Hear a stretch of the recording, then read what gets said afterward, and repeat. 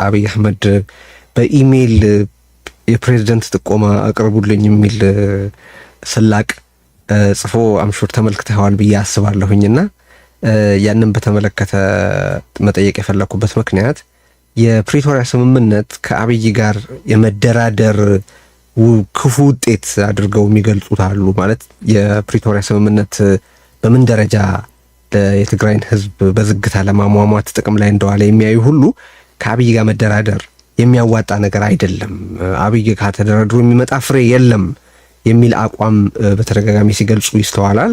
በኦኤልኤ በኩል ደግሞ ከብልጽግና ጋር በተለያዩ ጊዜዎች የድርድር ሙከራዎች ተደርገዋል። አሁንም ድርድር መካሄድ አለበት የሚል አቋም ስታንጸባርቁ ተመልክቻ ያለሁኝ። አምባሳደር መሲንጋ በአንድ ወቅትም የኦኤልኤን የመደራደር ፍላጎት አድንቀው ሲናገሩ ተመልክቻለሁ። ሶ እንደ ኦኤልኤ በፕሪቶሪያ ስምምነት የአብይ አህመድን ኢን ባድ ፌይት መንቀሳቀስ የምትረዱት የምትገመግሙትና ከዛ የምትወስዱት ትምህርት ምንድን ነው? በጣም ነው አመሰግናው ቴዲ፣ ጥሩ ጥያቄ ነው። በመሰረቱ የፕሪቶሪያ ስምምነት እና በእኛ መካከል የሚደረገው ስምምነት የተለያየ ነው የሚሆነው። ምክንያቱም የኦሮሚያ ሁኔታና የትግራይ ያለበት ሁኔታ የተለያዩ ጉዳዮች ናቸው እና ለየብቻ ነው የምናየው ማለት ነው። እንዴት ነው የምናየው? አብይ አህመድ የሚታመን ሰው እንዳልሆነ የታወቀ ነው እና የፕሪቶሪያን ስምምነት እኛ የምንገነዘብበት አግባብ በምን አይነት ሁኔታ ውስጥ ነው ያ ስምምነት የሆነው ነው። እውነት ችግር ለመፍታት የተፈረመ ስምምነት ነው ወይንስ ታክቲካሊ ችግሮችን፣ ጊዜያዊ የነበሩ ችግሮችን ከበባ ውስጥ የገባ ማህበረሰብ፣ ከበባ ውስጥ የገባ ሰራዊት፣ በሚሊዮን የሚቆጠር ሰራዊት ተሰማርተው በሰሜን ኤርትራ ከአማራም አካባቢ ከአብይም የተለያዩ የክልል ልዩ ኃይል የሚባልም ሁሉም ከበባ ውስጥ በገባበት ጊዜ መቀሌ ልንገባ ነው፣ ትንሽ ነው የቀረን እየተባለ ባለበት ሁኔታ ውስጥ ነው ያ ስምምነት የተፈረመው እና ስምምነቱ በእኔ አመለካከት ታክቲካል ነበር። ችግር በዚያ ጊዜ የነበረውን ችግር የማስተንፈስ እና ጊዜ ደግሞ ወስዶ የራስን ኃይል አጠናክሮ የትግራይን ሕዝብ ችግር እንዴት አድርገው ቀስ እያሉ እያስተነፈሱ ችግሮችን መፍታት የሚቻልበት ሁኔታ ሊኖር ይችላል እና በዚሁ ከገፋን ያ ከበባ ውስጥ ያስገባን ኃይል ምንም አይነት አቅርቦት በሌለን ሁኔታ ውስጥ የሚያስከትለው አደጋ ከባድ ስለሆነ ራስን የማትረፍ ኤግዚስቴንሻል የሆነ ችግር ለመፍታት ታክቲካል እንደሆነ ነው የምንገነዘበው ማለት ነው። ግን የፕሪቶሪያ ስምምነት እንደ ስምምነት ዝም ብለህ ካየኸው ከኮንቴክስቱ ወጥተህ it is kind of surrender የማድረግ ነው። በግሬስፉሊ surrender የማድረግ ነው የሚመስለው። ትጥቅ እፈታለሁ ስትል እኮ የታገልክለትን ዓላማ ከዚያ በፊት ግጭት ውስጥ ከመግባት በፊት መገምገም የሚገባህን ነገር ሁላ ሳትገመግም ቀርተህ ለደረሰው የሰብአዊም የቁሳዊም ኪሳራ ሁላ ተጠያቂ ልትሆን ነው ማለት ነው። ስለዚህ የፕሪቶሪያ ስምምነት በእኔ አመለካከት ማየው ታክቲካል የሆነ ጊዜያዊ የነበሩ ችግሮችን የመፍታት ያም ደግሞ ያመጣው ጥሩም ነገር አለ። ያኔ የነበረ አላያንስ ዛሬ ላይ የለም። ኤሪትሪያ እንደገና የፋኖ ኃይል እና የአብይ ኃይል አላያንሱ አሁን የለም። ለምን የለም?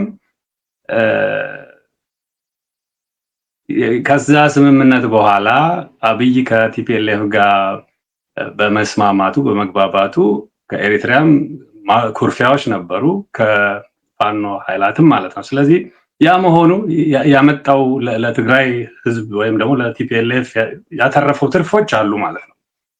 አናደርግም ብለው ገፍተውበት ቢሆን የሚያስከትለው ምን ይሆን ነበር የሚለውንም ደግሞ ያንን ሲናሪዮ ስታየው ግምገማዎች ያስፈልጋሉ እና ምን ለማለት ነው የፕሪቶሪያ ስምምነት ቀስ እያለ ለመግደል የሚያደርገው አካሄድ ነው የሚለው እንደተጠበቀ ሆኖ ያመጣቸው ጥሩ እንትኖችም አሉ።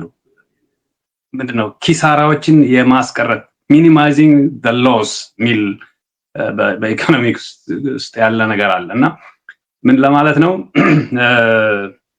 ከአብይ አህመድ ጋር መስማማትና አንድነት መፍጠር አይቻልም። እሱም ታክቲካል ነው ያኔ የነበረው አመለካከቱ ቀጥዬ ፋኖን መታለው ቲፒኤልኤፍን ይዤ ከዚያ ደግሞ ቀጥሎ አሁን እንዳለው ወደ ኤሪትሪያ ያሻገራለው ታክቲካል የነበረው ከሱም ሳይድ እና ሚቹዋሊ አብሮ መኖር ይቻላል ብሎ ያምናል ብዬ አላምንም። ሰውየው አንዱን ይዞ ሌላውን የመምታት ሌላውን ይዞ ሌላውን የመምታት ስልት ነው የሚከተል ያለው። ይሄንን ደግሞ ለምንድን ነው የሚያደርገው ብለህ ካልከኝ በራሱ የቆመ ሰው አይደለም። ሲጀመር እዚህ ቦታ ላይ ሲመጣ 2017 16 አካባቢ ላይ እኮ የሚታወቅ ሰው አልነበረም። በጓሮ ስምምነት ከምንድነው ኮንስቲትዩዌንሲ ካላቸው የፖለቲካ ድርጅቶችና አክቲቪስቶች ላይ ያገኘውን ኮንስቲትዩዌንሲ ተጠቅሞ ነው ወደዛ ያመጣው። የቄሮ ትግል ነው ወደዛ ወደ ቤተ መንግስት ያስገባው እና ያን ጊዜ ኢህአዲግ ውስጥ ከነበሩት ኃይላት ኢህአዲግን የሚወክለው በአማራ ክልል እና ኢህአዲግን የሚወክለው በኦሮሚያ ኦፒዲዮ እና አብን ምንድነው የአማራ ድርጅት ያኔ የነበረው አንድ ላይ በመሆን ኦሮ አማራ የሚባል እንትን አይዲዮሎጂ የሚመስል ነገር በመፍጠር ቲፒኤልኤፍን ከማዕከላዊው የስልጣን ኮርቻ ለማስወገድ ያደረጉት ታክቲካል የሆኑ ነገሮች ናቸው ወደዚህ ያስገቡን። ስለዚህ ምን ለማለት ነው በእኛ በኩል ከአብይ አህመድ ጋር ድርድር ስናደርግ በጣም በጥንቃቄ ነው። እኛ የምንፈልገው ስርዓቱ እንዲለወጥ ነው። ሀገር አለን ወይ? ህዝብ የመሰረተው ሀገር አለ ወይ? ህዝብ በራሱ አዋጥቶ ይሄ ኮንስቲትዩሽን ያስፈልገኛል ብሎ የገነባው ሀገር አለ ወይ ነው ጥያቄ። እንመለስበታለን። እሱን የነጻነት ሰራዊቱ የሚፈልጋቸውን ነገሮች በተመለከተ ግን ይህንን ነገር የማነሳበት ምክንያት ትግራይ ላይ አሁን በኢሜይል ማንን ፕሬዝዳንት ማድረግ እንደሚሻል ጠቁሙኝ ብሎ ሲል በቃ ዝርዝር ነገሮች አሉ እዛ ውስጥ። ወይ በሚቀጥሉት ዝግጅቶቻችን ከሌሎች ነገሮች ጋር አጣምረን በስፋት በዝግጅት እናቀርብበታለን።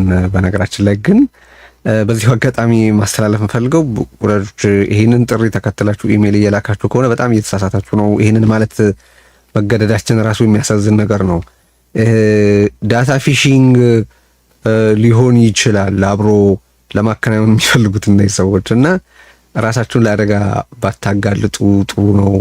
የኢሜል አድራሻችሁን ወደ አብይ አህመድ እየላካችሁ ፕላስ እዚህ ስላቅ ውስጥ መሳተፍ ራሱ ህመም ያለው ነገር ነው። የትግራይን ህዝብ ሂሚሌት ለማድረግ አለቃ ምሾምላችሁ እኔ ነኝ። እሱን ደግሞ ለማድረግ ትንሽ የኢሜል ተውኔት ብንተውንስ አይነት ጨዋታ ስለሆነ እዚህ ውስጥ መካፈል ትርጉም የለውም እና ሌላውን ዝርዝር በደንብ እንሄድበታለን። ግን ያነሳሁበትን ምክንያት ልጥቀስ። አሁን ካለው ከምንነጋገርበት አንጻር ለምሳሌ የኦኤልኤ ሴክቶችን ወደ ራሳችን አስገብተናል ብለው ሲያስመርቁ የተለያዩ ስነ ስርዓቶች ሲያካሂዱ ምን ሲሉ ተመልክተናል።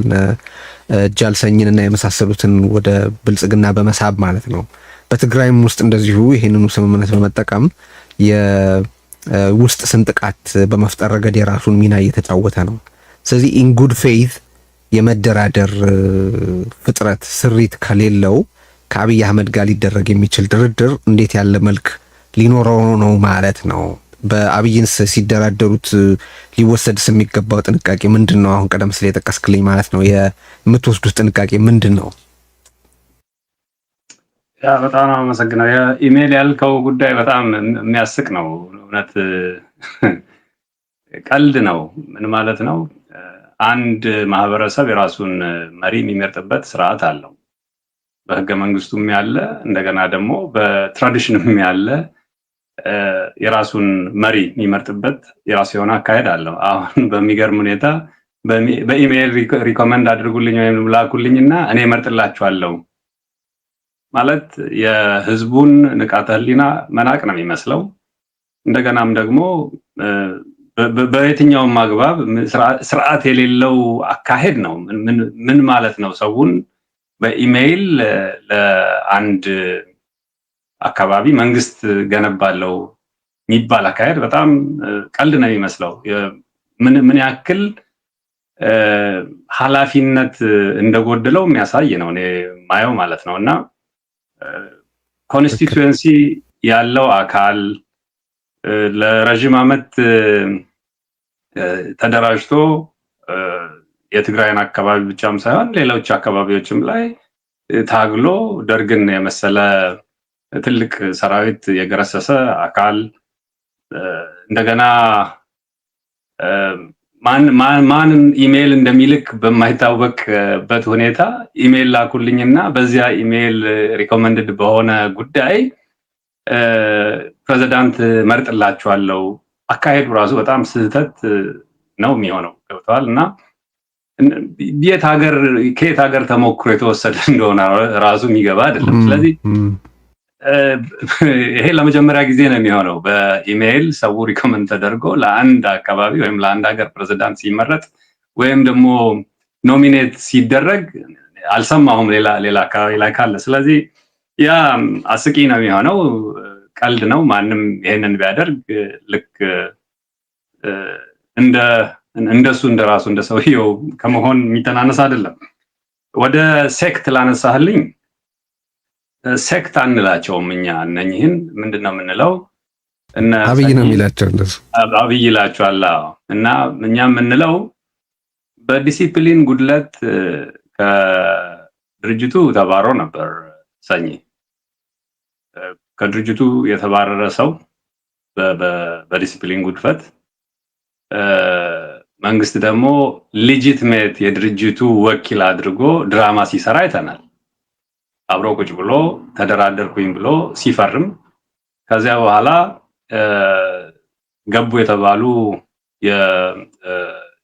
ከሱ ጋር የነበሩ ሰዎችን ፊት ለፊት ላይ ምንድነው የኦሮሞ ነጻነት ሰራዊት የሚመስሉ ሰዎችን አስቀምጠው ከኋላ ላይ ደግሞ ሻሽ የለበሱና ብዙ ጸጉራቸው የኦሮሞ ነጻነት ሰራዊት የማይመስሉ ሰዎችን በቪዲዮ እየቀረጸ ድራማ ሲሰራ ትወና ሲተወን ነበር ማለት ነው። ስለዚህ እሱ ሴክት ይበላቸው እንጂ እኛ ከድርጅቱ በዲሲፕሊን ጉድፈት የተገለሉ ሰዎችን ኮሚኒኬት አድርገው የኦሮሞ ነጻነት ሰራዊት የኦሮሞ ነጻነት ግንባር ድርድር ስለከሸፈበት ስላልተሳካለት በዚህ አግባብ የኦሮሞ ነጻነት ሰራዊት ውስጥ ያሉ ሰዎችን ማማለል እችላለሁ፣ ማሳሳት እችላለሁ፣ የኦሮሞን ህዝብ የኦሮሞ ነጻነት ሰራዊት በሰላም ወደ ሰላማዊ ኑሮ ተመልሷል ብዬ ጦርነት ሰልችቶት ስላለ ሊደግፈኝ ይችላል የሚል ምንድነው ህልም ነበራቸው። ያ ሊሆን አልቻለም። ኢሚዲየትሊ እነሱ እንደገቡ የኦሮሞ ነጻነት ሰራዊት ምንድነው ዘመቻ ነበረው፣ የዓላማ ጽናት ዘመቻ። በዚያ ዘመቻ በስምንቱም የኦሮሞ ነጻነት ሰራዊት ዞኖች ውስጥ ያስመዘገባቸው ድሎች በጣም የሚያስገርሙ ነበሩ ማለት ነው። እና የኦሮሞ ነጻነት ሰራዊት ሶሊድ እንደሆነ ምንም እንዳልተነካ የማድረግ አቅሙ ትልቅ እንደሆነ ከኦሮሞ ነጻነት ሰራዊት ውስጥ የተወገዱ ሰዎች የዲሲፕሊን ጉድፈት ያላቸውና ወንጀል ሲፈጽሙ የነበሩ ከመንግስትም ጋር ግንኙነት ያላቸው እንደሆኑ ያረጋገጥንበት ነው የሚሆነው። ጥንቃቄስ የምትወስዱት ጥንቃቄ ምንድን ነው? ከአብይ ጋር ስትደራደሩ ቅድም ጠቀስ ስላደረግከው ነው። ምን አይነት ጥንቃቄ ነው የምትወስዱት? እመጣበታለሁ ቴዲ። ትግራይም ውስጥ እንደዚህ ጥቃቶች የተፈጠሩት አሉ የሚል አንስተህልኛል። አብይ አህመድ በተቻለው መጠን የማንንም ህዝብ እንዲሰነጣጠቅ መሰረቱ እንዲናጋ ሁሉም ትናንሽ ምንድነው ግሩፖች እንዲሆኑ እና እሱ ትልቅ ሆኖ ስልጣኑ ላይ ለረጅም ጊዜ እንዲቆይ የሚሰራ ስብስብ ስለሆነ ከሱም አንድነት አጠብቅም። ትግራይ አካባቢ ቲፒኤልኤፍ መካከል ለተፈጠረው ችግር ትልቅ አስተዋጽኦ እንዳለው ነው የሚገባን የምንረዳው ማለት ነው። እና እኛ ድርድር ስናደርግ ምን ጠነቀቅ የነበረው እነሱ የሚፈልጉት ሁለት ነገር ነው። አንደኛው የኦሮሞ ነጻነት ሰራዊት ትጥቅ እንዲፈታ ይፈልጋሉ። ሁለተኛው አመራሩ ኮኦፕትድ እንዲሆን፣ በኮኦፕቴሽን ችግሮች ይፈታሉ፣ ስልጣን አካፍላለሁ፣ ገንዘብ እሰጣለሁ፣ ከዚያ በኋላ ብዙ ቻሌንጆች አሉብን እነሱን አብረን እንጋፈጣለን ብሎ የማታለል ስራ ነው የሚሰራው ማለት ነው። ሁሉን ያካተተ የፖለቲካ መፍትሄ መሻት ሳይሆን ትናንሽ ግሩፖች ጋር እየተነጋገረ የማታለል የማጭበርበር ስራ ነው የሚሰራ ያለው። ስለዚህ እኛ ያን ጊዜም ያልነው ስርዓት መገንባት አለበት። የሚገነባው ስርዓት ደግሞ ለሁሉም ሰው እኩል ማገልገል የሚችል መሆን አለበት። በኦሮሚያም ያለው በሌሎችም አካባቢዎች ያሉ የፖለቲካ ድርጅቶችም ስቴክሆልደሮችም ሊሳተፉበት የሚችሉበት ስርዓት መገንባት አለበት። ምን ማለት ነው? የፖለቲካ ተቋማት፣ የዲሞክራሲ ተቋማት በስርዓቱ መገንባት አለባቸው። የምርጫ ቦርድን ጨምሮ፣ ሚዲያን ጨምሮ፣ የአንቲ ኮረፕሽንን፣ የፍትህ ስርዓቱን፣ የሂውማን ራይት ድርጅቶችን ኮሚሽንን ጨምሮ እነኚህ በሁሉም ዘንድ ተአማኒነት ያላቸው ባላቸው ሰዎች ሪፕሌስድ መሆን አለባቸው። ህጉም መስተካከል የሚገባው ካለ መስተካከል አለበት፣ ሪቢልት መሆን አለበት። ያ ከሆነ ሁሉም ስቴክሆልደሮች ህብረተሰቡም የሚያምንበት ተቋም ካለ ምርጫም ሲካሄድ ማጭበርበርና መሰረቅ አይኖርም። አሸናፊው ማን እንደሆነ በግልጽ ይታወቃል። ስለዚህ ያ ተቋም በስርዓቱ የማይገነባ ከሆነ ምርጫም ብታደርግ ምንም ዋጋ የለውም። በኮኦፕቴሽን የምትፈታው ነገር የለም። ሁለተኛው ነገር ሴኩሪቲ ሴክተርስ፣ መከላከያው፣ ፖሊሱ፣ ኢንተለጀንሱ በአንድ ፓርቲ ቁጥጥር ስር ያለ አካል ከሆነ ህዝቡ እንኳ በነፃነት ወጥቶ ምርጫ ቢያደርግ አሸናፊውን የማሰር፣ የመግደል፣ ከሀገር የማሳደድ ችግሮች ሊፈጠሩ ይችላሉ። ስለዚህ ምንድነው የጸጥታ ኃይል አካል ሚሊታሪውንም ኢንተለጀንሱንና ፖሊሱ ከአንድ ፓርቲ ቁጥጥር ውጪ መሆን ይገባዋል የሚል ያንን ስርዓት ከገነባን በኋላ ኤክስ ይሁን ዋይ ይሁን ዜድ ይሁን ፕሬዚዳንት ወይም ፕራይም ሚኒስተር የሚሆነው ምንም ምንድነው እንትን አይሆንም፣ ጥያቄ አይሆንም። ማንም ቢሆን እዛ ቦታ ላይ ስርዓቱ የሚቆጣጠረው ከሆነና ህዝቡ የራሱን ጉዳይ የሚፈጽም ህዝቡ የመረጠውን ደግሞ ሰው የሚጠብቀው አካል ካለ ማንም ቢመረጥ ምንም የሚያመጣው ለውጥ የለም ማለት ነው። ግን አሁን ባለበት ሁኔታ አንድ ሰው ፈላጭ ቆራጭ፣ አንድ ሰው የሱ ሐሳብ ተቀባይነት ከሌለው ከተቃወምከው የሚገድልህ፣ የሚያስርህ፣ የሚያሳድድህ ከሆነ ወደ ዲሞክራሲ ስርዓት መሸጋገር እችላለሁ ማለት አትችልም ማለት ነው። ስለዚህ ስር ነቀል የሆነ ለውጥ ያስፈልጋል። ያ ደግሞ የሚሆንበት አግባብ ሮድማፑ ይሄ ነው ብለን ያስቀምጥንበት ሁኔታ አለ። ስለዚህ መደረግ የሚገባው ድርድር ሲካሄድ አንድ ገለልተኛ የሆነ ሶስተኛ አካል ያለምንም ተጽዕኖ፣ ሶስተኛ አካል ደግሞ ስንል ሌቨሬጅ ያላቸው ጫና መፍጠር የሚችሉ ካመኑበት እና ይሄ የተደራደርነውና የተስማማንበት ጉዳይ አስፈላጊ መሆኑን አምነው ለምንድነው ዘላቂ ሰላም እንዲመጣ ከታመነበት ወደ ስራ እንዲተገበር ከተፈለገ እጅ መጠምዘዝ የሚችሉ አካላት መኖር አለባቸው ነው።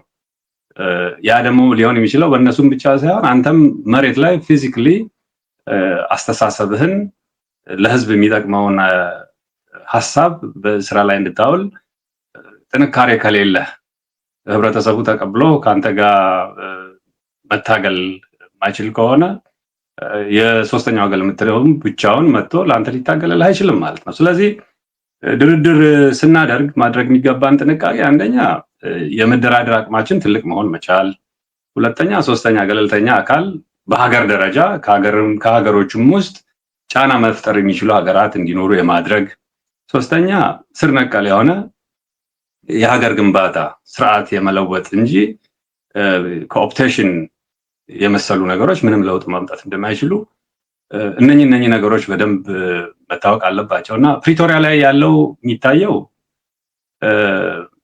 ያው በችግር ውስጥ ስለሆነ ኮኦፕቴሽን ነው የሞከረው። በዚያም ምክንያት ነው ቲፒኤልኤፍ መካከል ላይ ስንጥቃት የተፈጠረው ማለት ነው። አይ ኮኦፕቴሽን አይወጣም፣ የራሳችንን እንችላለን እንሂድ፣ አይ ከሱ ጋር ብንሆን ይሻላል፣ ካልሆነ ወደ ጦርነት ከተመለስን ለህዝባችን ትልቅ ችግር ሊያመጣ ይችላል። እነኚህ ሁለት ነገሮች ናቸው ወደ ምንድነው መለያየት ያደረሷቸው ማለት ነው። እኛ ጋር ያው በአንድነት ነው ሁሉን ነገር ትተን የወጣ ነው ከኔጎሽዬሽን። ያንን ለማካካስ ግን እነሰኝን ሊጠቀሙ ሞክረዋል፣ አልተሳካላቸውም። መልካም። አንድ የሚነሳ ጥያቄ ከኦኤልኤ ጋር ተገናኝቶ አገዛዙ ለምሳሌ በትግራይ ጦርነት ውስጥ ተጠምዶ በነበረበት ጊዜ አሁንም በአማራ ክልል ጦርነት እያካሄደ ባለበት እንግዲህ የኦኤልኤ የትጥቅ ትግል ከተጀመረ ወደ 6 ዓመት ገደማ ያለፈው ይመስለኛል ካልተሳትኩኝና አገዛዙ በሌሎች ጉዳዮች ላይ ሲወጠር የሚፈጠረውን ክፍተት እስካለመጠቀም ያህል የደከመ ነው ወይ? ሪሊ ፖለቲካዊና ወታደራዊ አቅሙ እሱ ማለት ድርጅቱ አለኝ የሚለውን ያክል ነው ወይ የሚል ጥያቄ ያላቸው አሉ። ምንድነው ኦኤልኤን በኦሮሚያ ጫካዎች ውስጥ ማለት ወደ ግቡ በራቁ ማለት ነው ወደ ግቡ በራቁ ጫካዎች ውስጥ የያዘው እዛ ውስጥ አስሮ የያዘው ምንድነው የሚል ጥያቄ ያላቸው ሰዎች አሉ። ለዚህ ያላቸው መልስ ምንድነው? ያ በጣም ጥሩ ዘዴ። በኦሮሚያ 5-6 የተለያዩ አካላት አሉ። የኢትዮጵያ ናሽናል ዲፌንስ ፎርስ መከላከያው አለ፣ የኦሮሚያ ልዩ ኃይል አለ፣ ሚሊሻው አለ፣ ጋቸነ ሲርና የሚባል አለ፣ ልዩ ኃይል ፖሊስ አለ። እነዚህ የተለያዩ አካላት አሉ እና ወደ ትግራይ ሲሄዱ ወይም ወደ አማራ ክልል ሲሄዱ የተወሰነውን ኃይል ነው የሚያነሱት፣ የተወሰነውን እዛው ነው የሚተዉት። ይሁንና ወደ ትግራይ በሄዱ ጊዜ ያኔ በሰሜን አካባቢ በተጠመዱ ጊዜ የኦሮሞ ነጻነት ሰራዊት በጣም ነው ፍሎሪሽ ያደረገው፣ በጣም ነው አቅሙን ያፈረጠመው እና ሰምተህ ከሆነ ሽመልስ አብዲሳ ሲናገር እኛ ሰሜን ሂደን እየተዋጋን ባለ ጊዜ ስንመለስ ሀገሩ ተወሮ ነው የጠበቀን ሚል ንግግር ተናግሯል። ሰምተው ከሆነ ምን ማለት ነው? ክፍተቶች ሲፈጠሩ ኦፖርቹኒቲዎች ይፈጥሩልሃል፣ ግን ሴንትራል ፓወር የተቆጣጠረ አካል የመከላከያ ኃይሉን ድሮን ጨምሮ ከባድ መሳሪያዎችን የታጠቀ ኃይል ደግሞ አለ። ምን ማለት ነው? የኦሮሞ ነጻነት ሰራዊት ሜካናይዝድ ሆኖ ድንበር ይዞ ማንም እንዳይገባበት ኬላ አድርጎ ተፋልሞ ወደዛ እስካሁን አልተሸጋገረም። ያንን ማድረግ ጊዜ ይፈጃል፣ ሂደት አለው። ምን ለማለት ነው? የኦሮሞ ነጻነት ሰራዊት ደካማ ነው ማለት አንችልም። ከምን ተነስቶ የቱ ጋር ደረሰ የሚባለውን ነው መታየት ያለበት። 2018 ላይ ያለበትን ሁኔታ የምናውቀው ነው። ከዚያ በኋላ 2019 ላይ ግቡ እጅ ስጡ ተብሎ የኦሮሞ ሽማግሌዎች ሊያስገቡት ስንት ጭቅጭቆች የነበሩበት ሁኔታ ነው። 2018 ላይ የምታውቀው ነው። ሁሉ አክቲቪስት፣ ሁሉ ሚዲያ፣ ሁሉ የፖለቲካ ድርጅት ገብቶ የተፈጠረ ኮንፊውዥን ነበረ። ያንን ሁላ ተቋቁሞ ዛሬ ላይ በመቶ ሺዎች የሚቆጠሩ ሰራዊት ኖሮት ህዝቡን ማታገል ማፋለም መቻሉ ትልቅ ጥንካሬ ነው። ግን በመቶ ሺዎች የሚቆጠሩ ሰራዊት አለው አሁን በመቶ ሺህ የሚቆጠር አለው። እሺ ቀጥል። ይሄ ዜና ነው ብዬ ነው። ዜና ያ ምን እንትን አይደለም እኮ በ70 ሺህ 80 ሺህ ነበር። አሁን ወደ 100 ሺህ ወደዛ የሚጠጋ አለው። ትክክል። ስለዚህ ምን ለማለት ነው? እንደ ድክመት የሚያነሱ አካላት አሉ። ድክመት አይደለም። ማንም ትግል ጊዜ ይፈልጋል። መነሳት አለ። ትግል ነው። ስትዋጋ ሰራዊት መስዋዕትነት ይከፍላል። ሰሜን ላይ የኢትዮጵያ ምንድነው የመከላከያ ሰራዊት ስንት ዙር ነው ሄዶ ስንት ሰው አለቀ? ትግል ነው። ገብተዋል።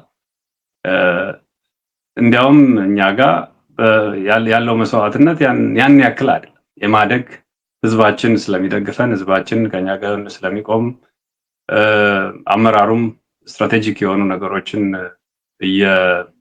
እየተጠቀመ ያንን አድቫንቴጅ እየወሰደ የመራመድ እርምጃዎችን የመውሰድ ሁኔታዎች ስላሉ እንደ ድክመት ሳይሆን እንዲያውም የተፈጠሩ ምንድነው ክፍተቶችን በአግባቡ እንደተጠቀመ ነው የሚገባኝ ማለት ነው። ከዚያ በፊት ያሉ ሁኔታዎችንና የኦሮሞ ነጻነት ግንባር የኦሮሞ ነጻነት ሰራዊት እንደ አመራር በወል አመራር መስጠት ከጀመረ ጊዜ ጀምሮ ያሉት የኦሮሞ ትግል በአጠቃላይ የኦሮሞ ትግል ወደ ተለየ ምዕራፍ እንዳደገ ነው የምንረዳው። መልካም። በ2016 15 እስከ 17 18 አብይ ስልጣኑን እስከያዘበት ድረስ ባለው በኦሮሞ ብሔረተኝነት የፖለቲካ ህብረተሰብ ውስጥ ከሞላ ጎደል በብዙ ጉዳዮች ላይ በአንድ ላይ ድምጽ የማሰማት አንድ ላይ የመንቀሳቀስ ነገሮች ነበሩ ማለት ይቻል ነበር ይመስለኛል። አሁን ላይ በኦሮሞ ብሔረተኝነት ውስጥ በራሱ ውስጥ ያለውን አሰላለፍ እንዴት ነው የምትመለከቱት? በጸረ አገዛዝ እናንተ በምታደርጉት ትግል ረገድ በትርክት በኩል ዲፕሎማሲያዊ በሆነ እንቅስቃሴ ረገድ ኢሹዎችን ፍሬም በማድረግ ለህዝብ ጉዳዮችን በማስረዳት ረገድ ከዛ በፊት የነበረው አይነት ርብርብ ጨርሶ አይታይም ለማለት ይቻላል እና የዚህ ምክንያት ምንድን ነው? ያንን የተሰባሰበ ኃይል የበተነው ምንድን ነው? አልተበተነም ካልከኝ እንደዚሁ ልታብራራልኝ ትችላለህ። ግን እኔ ሳየው አክሮስ ዘ ቦርድ የነበረው በየቦታው ከየአቅጣጫው ይናገሩ የነበሩ ድምጾች አብዛኛዎቹ አሁን ጸጥ ረጭ ያሉ ይመስላል። የዚህ ምክንያት ምንድን ነው? ያ በጣም ነው አመሰግነው ቴዲ፣ ጥሩ ነገር ነው ያነሳው። ከ2014 15 16 እስከ 18 በነበረበት ጊዜ የኦሮሞ ኃይል ሰብሰብ ያለ ነው። ትርክቱ በጣም ቀላል ነበር። የሴንተሩን ፓወር የተቆጣጠረው ቲፒኤልኤፍ ነው። ኦፒዲዮ ተላላኪ ነው። የኦሮሞ ህዝብ ደግሞ ተጨቋይ ነው። ከ2018 በኋላ ግን የቄሮን ትግል ተቀላቀልን ብለው የማዕከላዊውን ስልጣን ያዝን የሚሉት አካላት ኦሮምኛ የሚናገሩ ናቸው እና የተወሰነው የኦሮሞ ማህበረሰብ ይሄ መንግስት የኦሮሞ ነው ብሎ የሚያምን ነበር። አሁን እንኳን እየሳሳ ሄዷል። ከሌሎችም አካላት ይሄ መንግስት ኦሮሞማ መንግስት ነው፣ ኦነጋዊ መንግስት ነው የሚባል ነገር ነበር። አሁን ያም እየረገበ ሄዷል እና ምንድነው የሚፈጥረው ያ ነገር? ቤተመንግስቱ ውስጥ ኦሮምኛ የሚናገሩ ሰዎች ገብተዋል። ስለዚህ እንደ ትናንቱ ከሌላ አካባቢ የመጣ ሰው አይደለም እየጨቆነ ያለው፣ እንዲያውም ተከላከለው የሚል አመለካከት ነበረ ማለት ነው። ምንድነው መፈንቅለ መንግስት ሊከናወንብኝ ባለ ጊዜ ከአዲስ አበባ አካባቢ ካሉ ከፊንፊኔ አካባቢ ያሉ ማህበረሰቦች ተገልብጠው መንግስታችንን ሊያተርፉ ተነካብን ብሎ የሚል ነገሩላ ምንድነው አብይ አህመድ ሲናገር ሰምተዋል። ምን ማለት ነው? ይሄ መንግስት የኦሮሞ ነው ብሎ የማወናበድ የማጭበርበር ስራዎች አሉ። ይሄ መንግስት የኦሮሞ አይደለም። እንዴት የኦሮሞ አይደለም ብለህ ካልከኝ፣ አንደኛ የኦሮሞ ህዝብ አልመረጠውም። ምርጫም አልነበረም ኦሮሚያ ላይ። ጀስት ብልጽግና የሚባል ድርጅት ብቻውን ነው ተወዳድሮ የኦሮሞ ነጻነት ግንባርም የኦሮሞ ፌዴራሊስት ኮንግረስም በሌለበት የተመረጠው። እነሱ በሌሉበት ተመረጥን አሉ እንጂ ምርጫ አይደለም። ምርጫ ከሁለት ነገር ነው አንድ የምትመርጠው። ሁለተኛ ኦሮሚያ ውስጥ ያለው ሰቆቃ ካለፉት ስርዓት የበለጠ ነው። መሬት ላይ ፋክቹዋል ስታይ በ10 እድሜ ያሉ ልጆች እጃቸው ታስሮ ቤተሰብ ፊት ለፊት ላይ ሲገደል ላይቭ ያየ ነው በዚህ ዘመን ነው። እነ በቴ ኡርጌሳ እጃቸው ወደ ኋላ ተጠፍሮ ከተኙበት ተነስተው የተገደሉት በዚሁ ዘመን ነው። እነ አርቲስት ሃጫሉ ሁንዴሳ እንደዚህ፣ ሌላም አካባቢዎች ላይ እነ ጀነራል ሰዓረ መኮንን ልትጠቅስ ትችላለህ። አምባቸው የሚባል መኮንን የጋርድ ማኔጀር ስመኘው በቀለ ምንም ፍትህ በሌለው ሁኔታ ነው የተደረገው። ኦሮሚያም ላይ ከሌሎች አካባቢዎች በባሰ ሁኔታ ግድያዎች አሉ ማለት ነው። ስለዚህ የኦሮሞ መንግስት ቢሆን ለኦሮሞ ምን አደረገ? የኦሮሞ መንግስት የሚባልስ እንዴት ሊኖር ይችላል? አንድ እኮ መንግስት ሀገር ነው የሚወክለው እንጂ ጀስት አንድ ኤትኒሲቲ ብቻ ሲወክል አናይም ማለት ነው። እንደዛ ከሆነ ምን ሊያደርግ ትግራይ ላይ ጦርነት ገባ? ምን ሊያደርግ ነው ፋኖ ብሎ አማራ አካባቢ ላይ የሚዋጋው? የኦሮሞ መንግስት እንዴት ይሆናል? የሚያራምደው ይሄ ማለት በኢትዮጵያ ውስጥ በማናቸውም ጊዜ የእገሌ ብሔር የሚባል መንግስት የለም ከሚል እምነት እየተነሳህ ነው ወይስ በተለይ ይሄ መንግስት የኦሮሞ መንግስት አይደለም ነው እያልክ ያለው? ሎክ አንድ ስርዓት ኮር አይዲያ አለው። ያ ኮር አይዲያ የሚናገረው ቋንቋ አለ። ምን ማለት ነው? ከ1991 በፊት የነበሩት ስርዓታት ከአጼዎቹ ጊዜ ጀምሮ እስከ ደርግ ጊዜ ድረስ በኢትዮጵያ ውስጥ ምንድነው የሚንጸባረቅ ባህል፣ የሚነገር ቋንቋ፣ የሚተረክ ትርክት ሁላ እንዲያውም ኦሮምኛ መናገርና መጻፍ ሁላ አትችልም እኮ እስከ 1991 ድረስ። ከዚያ በኋላ ነው ኢፒአርዲኤፍ ስልጣን ከያዘ በኋላ ብሔር ብሔረሰቦች የተወሰነ መብት ስላገኙ መጻፍ በኦሮምኛ እንደገና የትምህርትና የመንግስት ቋንቋ ሆነ። ያም ሆኖ አማርኛ ሲነገር ነበር እንደ ፌደራል ቋንቋ። ኮር ምንድነው የአገሪቱን የሚያስተዳድረው የነበረው በኢፒአርዲኤፍ ጊዜ ደግሞ የቲፒኤልኤፍ ዶሚናንስ ነበር። አሁን የኦፒዲዮ ዶሚናንስ አለ ማለት እንችላለን። ግን ሙሉ በሙሉ የትግራይ ህዝብ ወኪል ነው፣ የኦሮሞ ህዝብ ወኪል ነው፣ የአማራ ህዝብ ወኪል ነው ማለት አንችልም። ከዚያ የወጡ አካላት አሉ፣ የራሳቸው ግሩፕ ያላቸው እንጂ የሚያራምዱት የፖለቲካ አመለካከት ያላቸው እንጂ የኦሮሞ ህዝብ ወኪል ወይም ደግሞ የትግራይን ህዝብ በሙላ የሚወክሉ ናቸው ብለን ምናምነው ሁኔታ የለም ማለት ነው። ስለዚህ የኦሮሞ መንግስት ነው የሚባል ነገር የለም። የማ መንግስት ነው ካልክ ስርዓቱ ኢፒአርዲኤፍ ውስጥ ነው ያደጉት እነኚህ ሰዎች እውነት ለመናገር እና አመለካከታቸው፣ ስራቸው፣ ሁሉ ነገራቸው ከኦሮሞ ይልቅ ስርዓቱ ነው የሚመስለው። የኢፒአርዲኤፍ ባለስልጣናት በነበሩበት ወቅት ቀደም ሲል የጠቀስነው ከ2014 እስከ 2018 በነበረ ጊዜ በጣም ሰፊ የሆነ የኦሮሞ ልሂቃን ድጋፍ ነበራቸው። ከዛ በኋላ ሳልቬጅ ተደረጉ፣ በቃ እንደ አዲስ ተጠመቁ፣ ይቅርታ ተደረገላቸው፣ አዲስ ተልእኮ ተቀበሉ ተብሎ ብዙ ድጋፍ አግኝተዋል።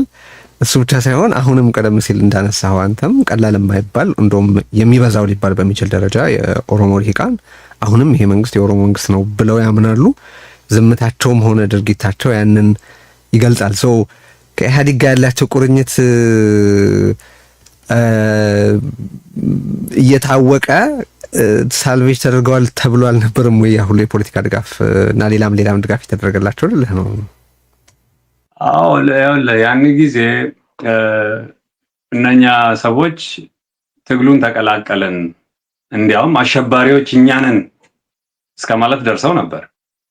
ተሳስተናል፣ ይቅርታ ይደረግልን፣ ፍቅር ነው የሚያዋጣው የሚል ትርክቶች ነበሩ እና ያን ጊዜ ከኦሮሞ ልሂቃን አካባቢም ሊሆን ይችል ይሆን የሚል ኦፖርቹኒዝም ነበር።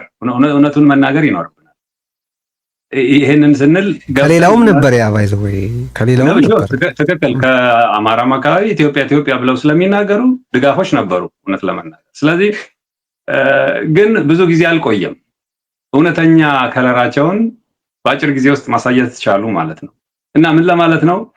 መሰረታቸው፣ አስተዳደጋቸው፣ የፖለቲካ ባህላቸው የኦሮሞ አይደለም። የኦሮሞ የፖለቲካ ባህል ገዳን ካየኸው ከዚህ ጋር የሚተሳሰር አይደለም። ስለ ገዳ ዲሞክራሲ ብዙ ተጽፏል። እኔም በግሌ የተማርኩት ስላለ ማቀው ነው ማለት ነው። ማለት በፖለቲካ አካሄድ ውስጥ ህብረተሰቡን የሚያሳትፍ ከአንድ ጎጌሳ ማለት ፓርቲ እንደማለት ነው። 5 አሉ። ወደ ሌላው ያለምንም ምንድነው ያለምንም ችግር ስልጣን በሰላማዊ መንገድ የሚተላለፍ እያንዳንዱ ምንድነው ፓርቲ ደግሞ 8 ዓመት የስልጣን ዘመን ያለው በአጠቃላይ 40 ዓመት የሚሆን እና ከጀነሬሽን ወደ ጀነሬሽን በዚህ መልኩ ሲተላለፍ የነበረ የፖለቲካ ባህል ነው ያለው። በፖለቲካ ምክንያት አትጣላም፣ አትጋጭም፣ አትጋደልም። በኦሮሞ ባህል ማለት አንድ ወደ ኋላ ይወስደናል ብዬ ስለማስብ ይሄ ነገር ሌላ ጊዜ በስፋት እናወራዋለን። ግን ሙግት ያለበት ነገር ነው እንደምታውቀው። ሌላም አይነት እይታ፣ ሌላም አይነት ትርክት አለ። ያንን በተመለከተ ይሄንን ስታነሳ ምንድነው ትዝ ያለኝ አቶ ሌንጮ ለታ በአንድ ቃለ ምልልስ ላይ በኢትዮጵያ ታሪክ ለመጀመሪያ ጊዜ ዴሞክራሲን እሴቱ ካደረገ ህብረተሰብ የወጣ ኃይል ስልጣን ይዟል የሚል አስተያየት ሲሰጡ እዚህ ተነጋግረንበት እንደነበር ትዝ ይለኛል። ያንን ነው እያልክ ያለኸው? ዴሞክራሲን እንደ እሴት ከሚጋራ ህብረተሰብ የተገኙ ቢሆኑ ያንን ያረጉ ነበር አይነት አስተያየት ነው እያቀረብክ ያለኸው? ልልህ ነው እያቀረብክ ያለሁት አሁን ስልጣን የያዙት አካላት የኦሮሞን ባህል የኦሮሞን እሴት ስለሌላቸው ከኦሮሞነታቸው በበለጠ ኢህአዴግ ውስጥ በነበሩ ጊዜ ያደጉበት መሰረት ስለበዛ እንዲያውም ከኢህአዴግ በባሰ ሁኔታ ህዝብ እየጨፈጨፉ እየገደሉ ነው ያሉት። ኦሮሞ የሚመስል ነገር የለባቸውም እያልኩ ነው ያለሁት። ለምን ከዛ በፊት ኦነግ ለምሳሌ በታሪኩ ይሄን ቀደም ሲል የገለጽክልኝን እሴት የሚያንጸባርቅ ፖለቲካ ነበር የሚያካሂደው። ለምሳሌ የውስጥ ችግሩን በሰላማዊ መንገድ ነበር የሚፈታው። የውስጥ ችግሩን የስልጣን ሽግግር ቀደም ሲል ባልከኝ እሴት መሰረት ያስተላልፍ ነበር። ኢህአዴግ ወደ ስልጣን ከመምጣቱ በፊት እንደምታውቀው ኦነግ ቢያንስ በ1-2 ዓመት ይቀድማል አይደል በመመስረት ከህወሓት። በዛ ሁሉ ጊዜው ቀደም ሲል ያልከኝን እሴት ተጠቅሞ ነበር ችግሩን የሚፈታው። በዛስ መሰረት ከሄድን ኦነግስ የኦሮሞን ባህል ይመስላል ማለት ይቻላል? ላይመስል ይችላል። ኦነግም ውስጥ የነበሩ ሰዎች ተጽዕኖ የለባቸውም ካለፉት ስርዓታት ማለት አንችልም። እዚህ ጋር እኔ ማስተላለፍ የፈለኩት የኦሮሞ ህዝብ ያለው እሴት ያለው ባህል ከታሪኩ ጋር አስተሳስራ ስታየው በጣም የሚያኮራ ነው። ግን ኦነግ ውስጥ ያለው አመራር አሁንም ይሁን ባለፈው ጊዜ ከገዳ ጋር ይመሳሰላል፣ ፍጹም ምንም ችግር ሳይኖርበት ዛሬ ደርሷል ልልህ አልችልም። ይህንን ያነሳውበት ትልቁ ምክንያት ወደ ነጥባችን ስንመለስ አሁን ያለው ስርዓት መንግስት የኦሮሞ ነው የሚል ትርክት ስላለ እንደ ባለፈው ጊዜ ከ2014 ጀምሮ እስከ 2018 ጊዜ ድረስ ያለው አንድነት አሁን ለምን ሳሳ ለምን ላላ የሚለውን ጥያቄ እየመለስኩልህ ነው። ለምንድነው ድምጻቸው ጎልቶ የማይሰማው? እነዛ ሁሉ የዩኒቨርሲቲ መምህራን በየተለያዩ መንግስታዊም ያልሆኑ መንግስታዊ የሚሆኑ መስሪያ ቤቶች የሚሰሩ በየራሳቸው በንግድ ውስጥ ያሉ በፖለቲካ እንቅስቃሴ ውስጥ ያሉ በጥናት ውስጥ ያሉ ብዙ አይነት ድምጾችን እንሰማም እንመለከትም ነበር አይደለም? እነዛ የተገቡ የሚል ነው። ትክክል። እና ሌላው ተጽዕኖ ያለው አሁን ያለው ስርዓት ከኢህአዴግ ስርዓት የሚለየው ነገር አለ። ፍጹም ምንም የፖለቲካ መፈናፈኛ ያሳጣ የምትቃወመው ከሆነ ያለምንም ርህራሄ ባጭሩ የሚያስቀርህ ስለሆነ መፍራቶችም አሉ። አሁን አብይ አህመድ በጣም ነው የሚፈራው። ለምን በአካባቢው ያሉትን የራሱንም ሰዎች ሳይቀር የሚያስወግድ ሰው ነው። ሌላው እንቅስቃሴ አሁን ጦርነት ውስጥ እኮ ነው የተገባው። ከዚያ በኋላ ከ2018 በኋላ 2019 የኦሮሞ ነጻነት ሰራዊት ላይ ጦርነት ታወጀ። ከዚያ በኋላ ሰው እየተፈረጀ ሲገደል ሲታሰር ነው የምታየው። ትንሽ ስፔስ እንኳ ምንም ስፔስ የለም። የኦሮሞ መንግስት ነው የሚባል ኮንፊውዥን አለ። ግን የኦሮሞ መንግስት አይደለም ነው እንትኑ ልገልጽ ላይ የፈለኩት ማለት ነው። ስለዚህ አንድነቱ ኮንፊውዥን ስለተፈጠረ ነው። ይሄ ሌሎችም አካባቢዎች ላይ የነበረ ነው። መጀመሪያ አካባቢ ላይ ኢህአዲግ አደረገ የተባለውን ወንጀል ጥላቻዎች ስለነበሩ ኢህአዲግን የሚቃወም ማንም አካል ወጥቶ ሲናገርና ያንን ሲቃወም የመደገፍ ሁኔታ ነበር ከአማራም አካባቢ ከኦሮሞ አካባቢ። በኋላ ላይ ግን ይቅርታ፣ ፍቅር፣ መደመር ምናምን የሚባሉ ነገሮች እየረገቡ ሲሄዱ ኦሮሞን ክሌም የማድረግ ከሌሎች አካባቢዎች ያለውም ድጋፍ እየላላ እየሳሳ ሲሄድ ጦርነቶችም በየቦታው ተቀስቅሰው የመጨረሻው ምሽግ ኦሮሞ ይሻለኛል የሚመስል ነገር ስላለ አንዳንድ ሰዎች እዛው መንግስት አካባቢ ላይ ተሸጉጠን ብንሞክር ይሻላል የሚል ይሄዱም አሉ ማለት። ስለዚህ ምንድነው ኮንፊውዥኖች አሉ፣ ያልጸዱ ያልጠሩ ነገሮች ስላሉ እዛ ያልጸዳ ያልጠራ ሁኔታ ውስጥ የቀሩ ሰዎች ስላሉ ያ ኮንፊውዥን አለ። ግን አስረግጦ መናገር የሚቻለው እዚህ ቦታ ላይ አንደኛ ይሄ መንግስት የኦሮሞ መንግስት አይደለም። የኦሮሞ መንግስት ያልሆነበት ምክንያት ደግሞ የኦሮሞን ህዝብ ሲገድል ስላየ ነው። የኦሮሞ ህዝብ ስላልወከለው የኦሮሞ መንግስት የሚባል የለም። ለምንድን ነው የምልህ? የኦሮሞን ህዝብ መወከል አይችሉም ነው። ለምንድን ነው የማይችሉት? በቄሮ ትግል እዛ ቦታ ላይ በአቋራጭ የመጡ ሰዎች፣ ድሮም የኦሮሞን ህዝብ ሲገሉ ሲጨቁኑ የነበሩ ሰዎች የተሰጣቸው ቀዳዳ ኦፖርቹኒቲ ተጠቅመው ከጠለፉም በኋላ ያደረጉት ነገር ይቅርታውንና ፍቅር የሚሉትን ነገር በስርዓቱ ያልተገበሩት ስለሆነ እንዲያውም ከአንድ ጦርነት ወደ ሌላ ጦርነት የኦሮሞ ህዝብ ላይ የባሰውኑ ጠላቶች እንዲኖሩት እያደረጉ ስለሆነ ከሌሎችም ብሔር ብሔረሰቦች ጋር የማጋጨት ስራ የኦሮሞ ህዝብ እርስ በራሱ እንዳይስማማ የማድረግ ስራዎች ስለሚሰራ በራሱ ማለት ነው አንድነቱን ስርዓቱም ስለማይፈልገው ያን የመሰለ አንድነት 2016 17 18 የነበረው አልነበረም። እሺ አንድ ከዚህ ጉዳይ ከመውጣታችን በፊት የአብይ መንግስቱ የኦሮሞ መንግስት ለምን መባል እንደሌለበት አንስተሃል። የአብይን ስብስብ የኦሮሞ ብልጽግና በለው ኦህዴድ / ብልጽግናም በለው whatever የኦሮሞ ብሔረተኝነት አንድ ፋክሽን አድርገህ ስትመለከተዋለህ ወይ? ይሄን ጥያቄ የማነሳው ለምንድን ነው ጃዋር በመጽሐፉ ላይ እና እዚህም በርዕዮት ቀርቦ በነበረን ቃለ ምልልስ ላይ ያነሳው ነገር አለ። አንድ ፋክሽን አንድ ሴክት በለው አንድ ኮርነር የኦሮሞ ብሔረተኝነት አንድ ኮርነር ተደርጎ ሊወሰድ የሚችል ነው።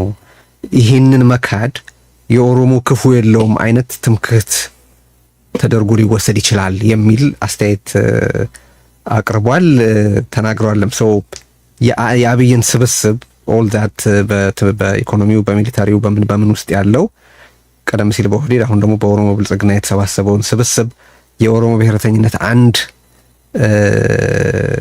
ቡድን አድርገህ ሳትመለከተውም ወይ? እውነት ለመናገር ይከብደኛል። እኔ ለምን እንደሚከብደኝ ብሔረተኝነት ያንን ነው ዲፋይን ማድረግ የሚገባል። ወደ ባክግራውንዳቸውን ነው ለማየት የምገደደው ማለት ነው። 1991 ኢህአዴግ ፊንፊኔ አዲስ አበባን ከተቆጣጠረ በኋላ ያደረገው ነገር አለ። ያኔ የነበሩ ኤሊቶችን የኦሮሞ ኤሊቶችን ማለት ነው አብሮ ተወያይቶ ችግሮችን ከመፍታት ይልቅ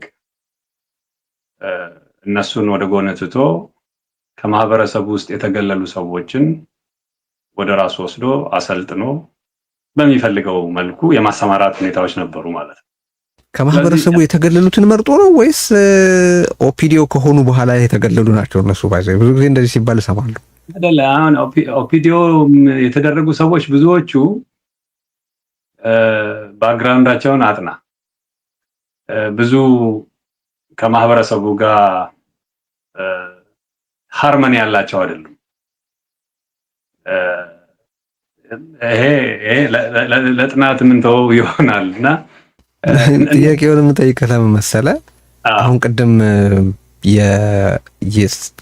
ኤክስተርናላይዝ እያደረጋችሁት አይደለም ወይ? ማለት አብይ ልክ ሳይሆን ሲቀር ድሮም እኮ መሰረቱ ኢህአዴግ ነው፣ ኦነግ የሆነ ነገር ሲፈጥር ከአቢሲኒያ የተማረው ነው አይነት ምክንያት በውስጥ ያለን ችግር ላለመቀበል ኤክስተርናላይዝ ለማድረግ የሚወሰድ አቋም ተደርጎ ሊወሰድ አይችልም ወይ? ያውልህም ያደግንበት ያው እኔም አንተም ሁላችንም ያለፍንበት የትምህርት ስርዓት የምናየው ከሆነ አንዳንድ ነገሮች ይኖራሉ። ግን ወደ ኋላ ሄደን ትራዲሽኑን ስታየው ደግሞ የተሻሉ ብዙ ነገሮች አሉ እና ብዙ ጊዜ የማየው እኔ ከማህበረሰቡ በበለጠ ለማህበረሰቡ ችግር የሚያመጡ ሰዎች ፖለቲካ አካባቢ ላይ ያሉ ነቃን የሚሉ ኃይላት ናቸው ለግጭት መንስኤ ሲሆኑ ማየው ማለት ነው። ስለዚህ አሁን ወደ ኢህአዴግ ወደ ኦፒዲዮ ምናምን መወስድህም ትልቁ ምክንያት ምንድነው? ገጠር ላይ ያለ ማህበረሰባችን ችግሩን እንዴት እንደሚፈታ ስለማቀው በራሱ ምንም ገጠር አካባቢ ላይ እኮ ግብር ለመሰብሰብ ሲሄድ ችግር ከሚፈጥረው የመንግስት ኃይል ውጪ ዝም ብለህ እኮ ብትተወው ህብረተሰቡ በሽምግልና በተለያዩ ነገሮች ራሱን ችሎ መኖር ይችላል። እና ችግር የሚፈጠረው ብዙ ጊዜ ኢምፖርትድ የሆኑ አይዲዮሎጂዎች ኢምፖርትድ የሆኑ ችግሮች ከፖለቲካ አካባቢ የሚመጡ ናቸው። ያንን ለማለት ነው። ስለዚህ ኤክስተርናላይዝ ለማድረግ ሳይሆን እኛም ችግር ሊኖረን ይችላል፣ ግን ማህበረሰባችን ከድሮ ያለው ከጥንት ያለው አመጣጡ በፖለቲካው ችግሩን በራሱ የሚፈታበት መንገድ በጣም ጥሩ ነው። ከኛ ከሞደርን ፖለቲካ የምናራምድ ከሚባለው የተሻለ ነው። መገዳደልና ምንድነው ሰላም የጠፋበት ትልቁ ምክንያት እንደዚህ አይነት ጣልቃ ገብነቶች ናቸው። ያንን ላነሳለህ ነው። እነኚህ ሰዎች ባክግራውንዳቸውን ስታየው ማህበረሰቡ ትራዲሽናሊ ችግሩን ከሚፈታበት መልክ ወይም ደግሞ በትራዲሽን ከጥሩ ሰው ከምትለው ሰው የወጡ አይደሉም። ያንን እናጥና ነው እያልኩ ያለሁት እና ይሄ ለሁሉ ማህበረሰብ የሚሰራ ይመስለኛል። አይ ቲንክ አንተም እሱን የምትቀበል ይመስለኛል። መንግስት ስትገነባ ኢንፍሉዌንሻል ከሆኑት ህብረተሰቡ ከሚቀበላቸው መሰረት ካላቸው ሰዎች ነው መሆን የሚገባው። መንግስት ስትገነባ ህብረተሰቡ ካገለላቸው ሰዎች ሰብስባ አሰልጥነህ መልሰህ አስተዳድር ሀገር የምትል ከሆነ ምን እየፈጠርክ ነው? ችግር እየፈጠርክ ነው። ዛሬ የገባንበት ችግር መሰረቱ እዛ ቦታ ላይ ነው ያለው። እነኚህኑ ሰዎች ደግሞ ተመልሰህ አንተ የኦሮሞ ወኪሎች ናቸው ኦሮሞዎች ናቸው ምናምን የምትል ከሆነ ነው አይደለም። ያንን ነው እየሞገትክ ያለሁት ማለት ነው። መልካም። አንድ በጣም በስፋት የሚነሳና ዛሬ እንደው ጃልመሮንም ጠይቄው ነበር አክቹሊ፣ ግን ዛሬም ብናነሳው የምወደው ጉዳዩ በጣም በስፋት ስለቀጠለ በኦሮሚያ በተለያዩ አካባቢዎች በታጣቂዎች የሚፈጸሙ አሰቃቂ የሆኑ ድርጊቶች ናቸው። ሰሞኑን እንኳን አንዲት እህት በቴሌቪዥን በኢቢኤስ በኩል ቀርባ የተናገረችው ነገር ብዙ ሰው አነጋግሯል። በኦሮሚያም ሆነ በሌሎች አካባቢዎች በታጣቂዎች ኦፍ ኮርስ የመንግስትም ራሱ እንደ መንግስት ስላልሆነ የሚንቀሳቀሰው እዚህ ካቴጎሪ ውስጥ ይካተታል። በነገራችን ላይ የሚፈጸሙ ሰቆቃዎችን በተመለከተ ነው። በአንድ በኩል መንግስት በኦሮሚያና በዙሪያው የሚፈጸሙ ሰቆቃዎችን ይሄንን የፈጸመው የኦሮሞ ነጻነት ሰራዊት ነው ይላል፣ በተደጋጋሚ ይል ነበረ።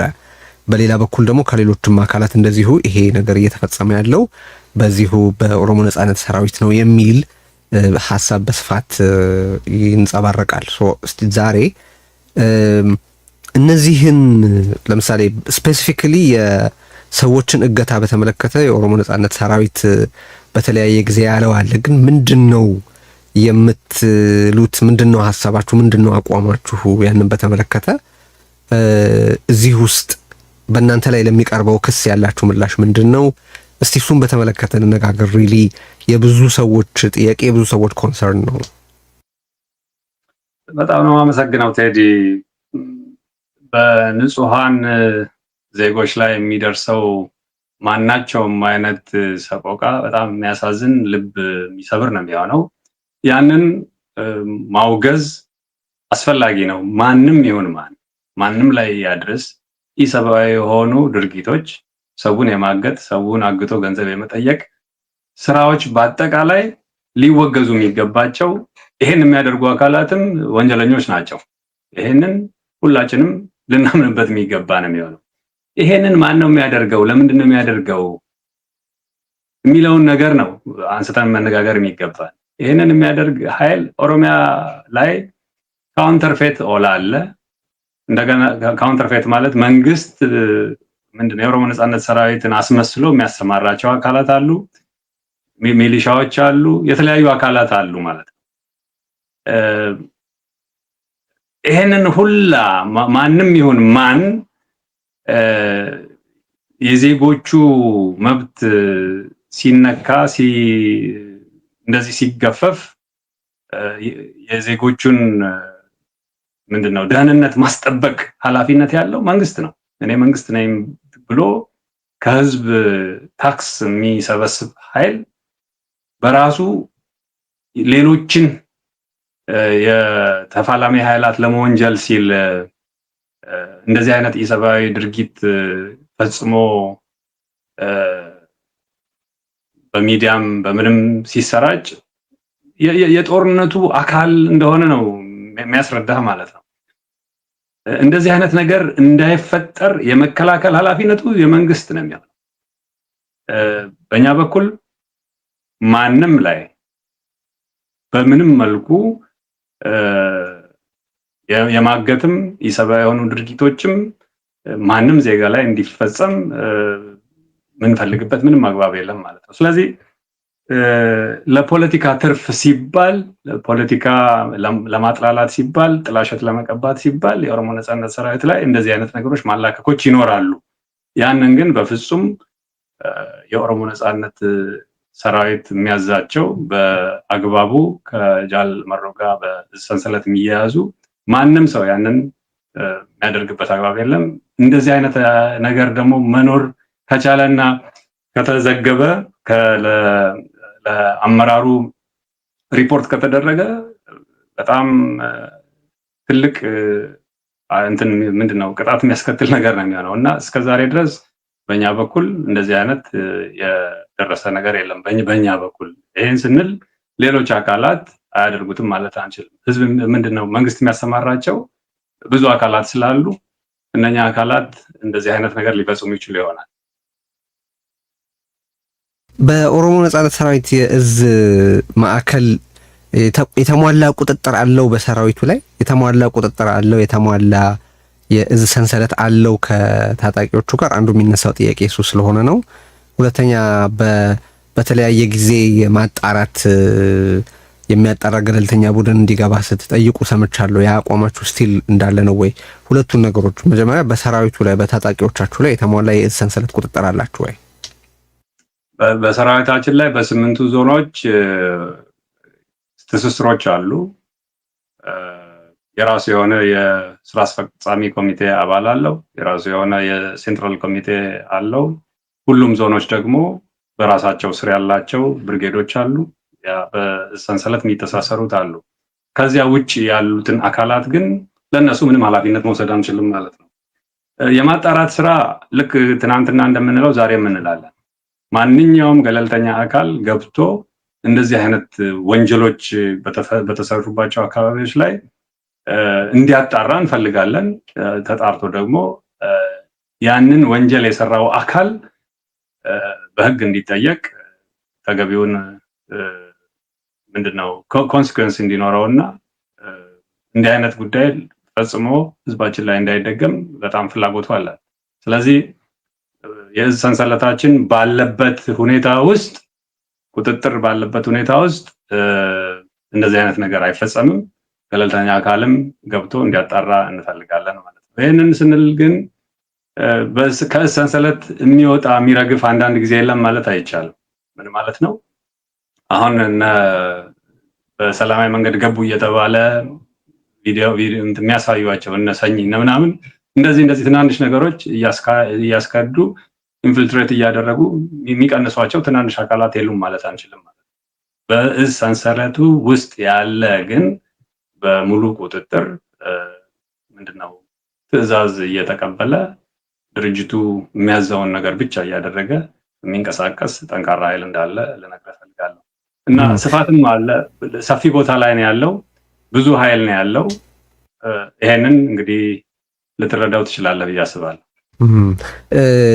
አንድ ከዚሁ ጋር ተሳስሮ መነሳት ያለበት ጥያቄ በአንድ ወቅት የፕሮፌሰር መረራ ጉዲና ኦፌኮ እና የተወሰኑ ሌሎች ድርጅቶች ተሰባስበው ተነጋገሩ እና ከሰሜን በኩል የሚመጣ አደጋን በተመለከተ አወሩ፣ መግለጫ አወጡ ተብሎ የተነሳ ጉዳይ ነበረ። በኦኤልኤ በኩል የተሰጠ መግለጫ ነበረ። ይሄ በአገዛዙም ሆነ በሌሎች ወገኖች የሚራገበው ነገር የኦሮሞን ሕዝብ ከሌሎች ወገኖቹ ጋር ቁርሾ ውስጥ ለመክተት ታስቦ የተደረገ ነው ይላል መግለጫው። ከዛም አልፎ ከሌሎች ጸረ አገዛዝ ትግል ከሚያካሂዱ ኃይላት ጋር ለመተባበርም ክፍት ነን የሚል አስተያየት ያነበብኩ ይመስለኛል በመግለጫቸው ላይ። ሰው ሁለት ጥያቄ ላንሳ ከዚህ ጋር የተገናኘ። መጀመሪያ አገዛዙ አሁን በኦሮሚያ በተለያየ መንገድ እንደምንሰማው ሰሜኖቹ ስልጣናችሁን ሊነጥቁ የመንግስታችሁን ከስልጣን አውርደው እነሱ ሊቆጣጠሯችሁ እየመጡ ነው፣ ሊበሏችሁ እየመጡ ነው የሚል ትርክት እያሰራጨ እንደሆነ በዚሁም መሰረት ሰዎችን በስፋት ያፈሰ እንደሆነ የተዘገቡ ነገሮች ነበሩ። ስለሱ የምታውቁት ምንድነው? አቋማችሁስ ምንድነው የሚል ነው። ሁለተኛ ይሄ ከሌሎች ኃይላት ከሌሎች ለምሳሌ በትግራይ በአማራና በሌሎች አካባቢዎች ካሉ ጸረ አገዛዝ ትግል ከሚያካሂዱ ኃይሎች ጋር ሊኖር ስለሚችል ትብብር ያላችሁ አስተያየት ምንድነው? መጀመሪያ ከብልጽግና ትርክት እንጀምር። ይሄ ሰሜኖቹ እየመጡልህ ነው አይነት ትርክትን በተመለከተ የምታውቁት ምንድነው? የምትሉትስ ያንን በተመለከተ ምንድነው ከሚል ትክክል ምንድነው የኦሮሞ ነጻነት ግንባር እና የኦሮሞ ፌዴራሊስት ኮንግረስ መወያየቶች ነበሩ። ከጀርባው ማን እንዳለ የሚታወቅ ነው። የአብይ ስርዓት አለ። ያ ባይሆን ኖሮ አዲስ አበባ ላይ ወይም ፊንፊኔ ሆቴል ተይዞ የመከላከያ ኃይል እና የደህንነት ኃይል በሚቆጣጠራቸው አካባቢዎች ላይ በእነሱ ሱፐርቪዥን እንደዚህ አይነት ስብሰባ ሊደረግ አይችልም። ያንን በግልጽ ተናግረናል። እንደገና ሰሜኖቹ ተያይዘው ሊመጡ ነው፣ ማስፈራሪያ ጭራቅ የመፍጠር ማለት ነው። እነሱ ጋር ደግሞ ሲሄዱ የኦሮሞ ነጻነት ሰራዊት እንዲህ ያደረጋችሁ ሊበላችሁ ነው፣ ይሄንን ወንጀል የሚፈጽመው የኦሮሞ ነጻነት ሰራዊት ነው ይላሉ። ይሄንን የሚያደርጉበት ምክንያት እኛ የምንታገለው በመርህ ላይ ተመስርተን እንጂ የአንድ ህብረተሰብ ጥላቻ ኖሮን አይደለም። ሰሜን ላይ ያለ ትግራይ ይሁን ቅማንት ይሁን ቤጃ ይሁን አማራ ይሁን whatever ኤሪትሪያ ይሁን በጥላቻ ላይ ሆነን ዝም ብለን ያለ መርህ ማንንም እንዋጋለን ማለት አይደለም። እኛ የምንዋጋው ወይም ደግሞ የምንፋለመው የምንታገለው በመርህ ላይ ተመስርተን ነው። ያ መርህ ለነጻነት፣ ለእኩልነት፣ የራስን እድል በራስ የመወሰን መብት ለማስከበር ነው። ስለዚህ ሰሜኖቹ ቢተባበሩ አንድ ቢሆኑ ምንም ችግር የለው።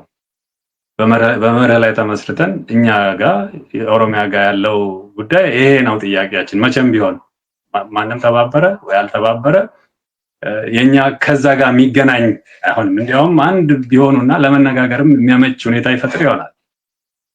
ትናንሽ የተሰባበረ አካል እኮ ሲሆን ብዙ ጊዜ ተነጋግረህ ችግር ለመፍታት ሊያስቸግር ይችላል ማለት ነው። ኦሮሚያም ጋር ያለው እኮ ቢሰባሰብና አንድ ቢሆን እንትን የለውም። ግን ለምን ፐርፐዝ ነው? ሰሜን ተባበረ አልተባበረ ሳይሆን ሰሜንም ላይ እኮ ችግር ሲፈጥር የነበረው ማን እንደሆነ እናውቃለን። የአብይ ስርዓት ትግራይ ላይ ያስከተለው ዘር ፍጅት የምናየው ነው። ያ እንዲያውም ምንድነው ስርዓቱ ማንነቱን የሚያሳይ ነው። ኦሮሚያ ውስጥ ላለፉት 6-7 ዓመታት ዘር ፍጅት ሲፈጽም የነበረው ማን ነው? የአብይ ስርዓት ነው። ራሱ እየገደለህ ከመቼውም ጊዜ በላይ እያፈናቀለህ ከመቼውም ጊዜ በላይ ህይወትን ሰቆቃ ውስጥ አስገብቶ ከኔ ጋር አንድ ሁን። ከአብይ አህመድ ጋር አንድ መሆን አይቻልም። ከሱ ጋር አንድ መሆን ማለት ወንጀለኛ መሆን፣ በደም መጨማለቅ ማለት ነው። እንዴት ሆነህ ነው አንድ የምትሆነው ከሱ? እንደዚህ አይነት ትርክት መርህ አልባ ያደርግሃል። ሰሜኖቹ የሚለው አባባሉ ራሱ እንትን አይደለም። ሰሜን ውስጥ የተጨቆነ ሊኖር ይችላል። ሰሜን ውስጥ የራስን እድል በራስ መወሰን መብት ማረጋገጥ የሚፈልግ ሊኖር ይችላል። በአቅጣጫ ሰው ፈርጀህ ጦርነት የምትከፍት ከሆነ ትክክል አይደለም የሚሆነው። ስለዚህ የኛ ትግል በመርህ ላይ የተመሰረተ የህዝቦችን እኩልነት የሚያምን በዲሞክራሲ የሚያምን የራስን እድል በራስ መወሰን መብት ማንኛውም ሰው እንደ አንድም ኢንዲቪጁዋልም እንደ ግሩፕም የራሱን እድል በራሱ መወሰን እንዲችል እንደዚህ አይነት ስርዓት የመገንባት እንጂ በጥላቻ ላይ የተመሰረተ እንዳልሆነ ሊታወቅ ይገባል ማለት ነው።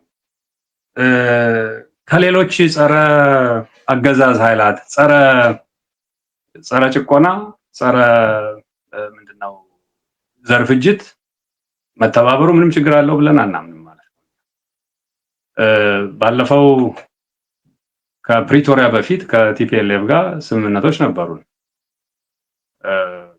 ከፕሪቶሪያ በኋላ ግን ያው በህግ መገናኘትም ስለማንችል እነሱም ህግ ስለሚያግዳቸው መገናኘቱ ቆመ። እኛም አንደርስታንዲንግ አለን ለምን ምክንያት እንደገቡበት እና ከዚያ በኋላ እያገኘናቸው አይደለም ማለት ነው። ግን ምንድነው መገናኘትና ምን እየሄደ ነው እዚህ አካባቢ ላይ? ጎረቤትህ ሰላም የማያገኝ ከሆነ ሰላምህን ደግሞ በጋራ ማታስከብር ከሆነ የሚገዛህ አካል አንተን የጎንዮሽ ግጭቶች ውስጥ አስገብቶ ራሱ ተንደላቆ መኖር የሚፈልግ ከሆነ ችግርህን ያረዝመዋል፣ ጭቆናን ያረዝምብሃል፣ ብዝበዛውን ያረዝምብሃል። ስለዚህ መነጋገሩና ተነጋግሮ በየአካባቢያችን ያሉ ችግሮች ምንድናቸው? 1 2 3 4 በጋራ ያሉን ችግሮች ምንድናቸው? የእኩልነት ችግር አለ። ምንድነው ሪሶርስ ሼር የማድረግ ችግር አለ። ባለፉት ስርዓቶች የነበሩ ችግሮች አሉ።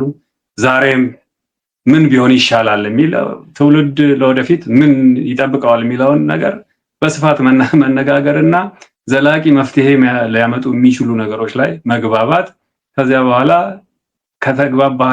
የተግባባቸውን ነገሮች በስራ የመተግበርና ለዚያ እንቅፋት የሆኑ የሰውን ልጅ እኩልነት፣ የሰውን ልጅ ነፃነት፣ የሰውን ልጅ ፍትህ፣ የሰውን ልጅ የራስን እድል በራስ መወሰን መብት የሚገድቡ ኃይላትን ከቦታው አስወግዶ ማንም አገሪቱ ውስጥ የሚኖር ዜጋ ነፃነቱን ኢንጆይ እንዲያደርግ፣ ፍትህ እንዲያገኝ፣ የራሱን እድል በራሱ እንዲወስን፣ እኩልነት እንዲኖር የማድረግ ስራዎች መሰራት አለባቸው ብለን እናምናለን። በትክክል እንደው በተለያየ መንገድ በማነሳቸው ጥያቄዎች ውስጥ በጥቅል ስታነሳቸው ቆይተሃል። ግን በእርግጥ የኦሮሞ ነጻነት ሰራዊት የሚታገለው ለምንድን ነው? ነጻነት የሚለውን ቃል በስሙ ውስጥ ሲያካትት ስለ አገራዊ ነጻነት እየተናገረ ነው ወይስ ሌላ ትርጉም አለው? እና በእርግጥ አሁን ዲሞክራሲ እንዲሰፍን፣ ሰላም እንዲመጣ፣ የሰዎች የራስ እድል በራስ መወሰን መብት የብሔሮች እንዲረጋገጥ እንዲህ ጥቅል ነገሮች ናቸው ሳያቸውና ብዙዎችም ይሏቸዋል። ብልጽግናም እነዚህን ነገሮች ከሞላ ጎደል ይላቸዋል። ሰላም ለማመጣ አምጥቻለሁ፣ ዲሞክራሲ አስፈኛለሁ ምናምን፣ ያው ደረቅ ስላቅነቱ እንደተጠበቀው ነው። ስለዚህ ስፔሲፊክሊ የኦሮሞ ነጻነት ሰራዊት የሚታገለው ምን ግብ ለማሳካት ነው? ምን ለማድረግ ነው? ኦኬ፣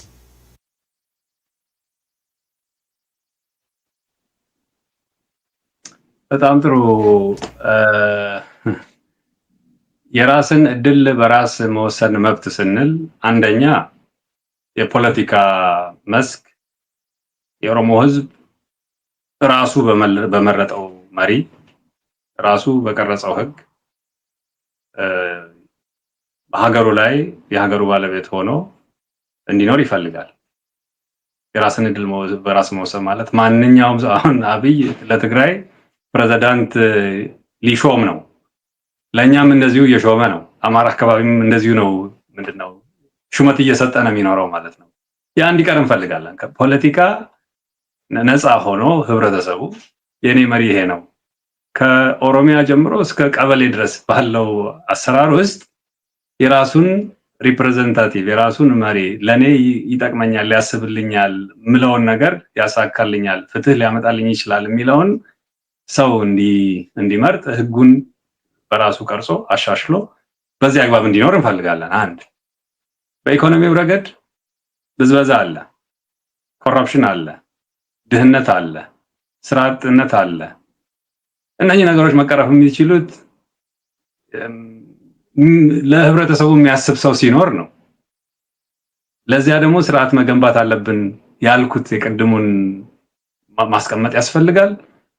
እሱ ጋር ነው ጥያቄ። አሁን እየጠየቃችሁ ያላችሁት ይሄው ህገ መንግስት በምልአት እንዲተገበር ነው።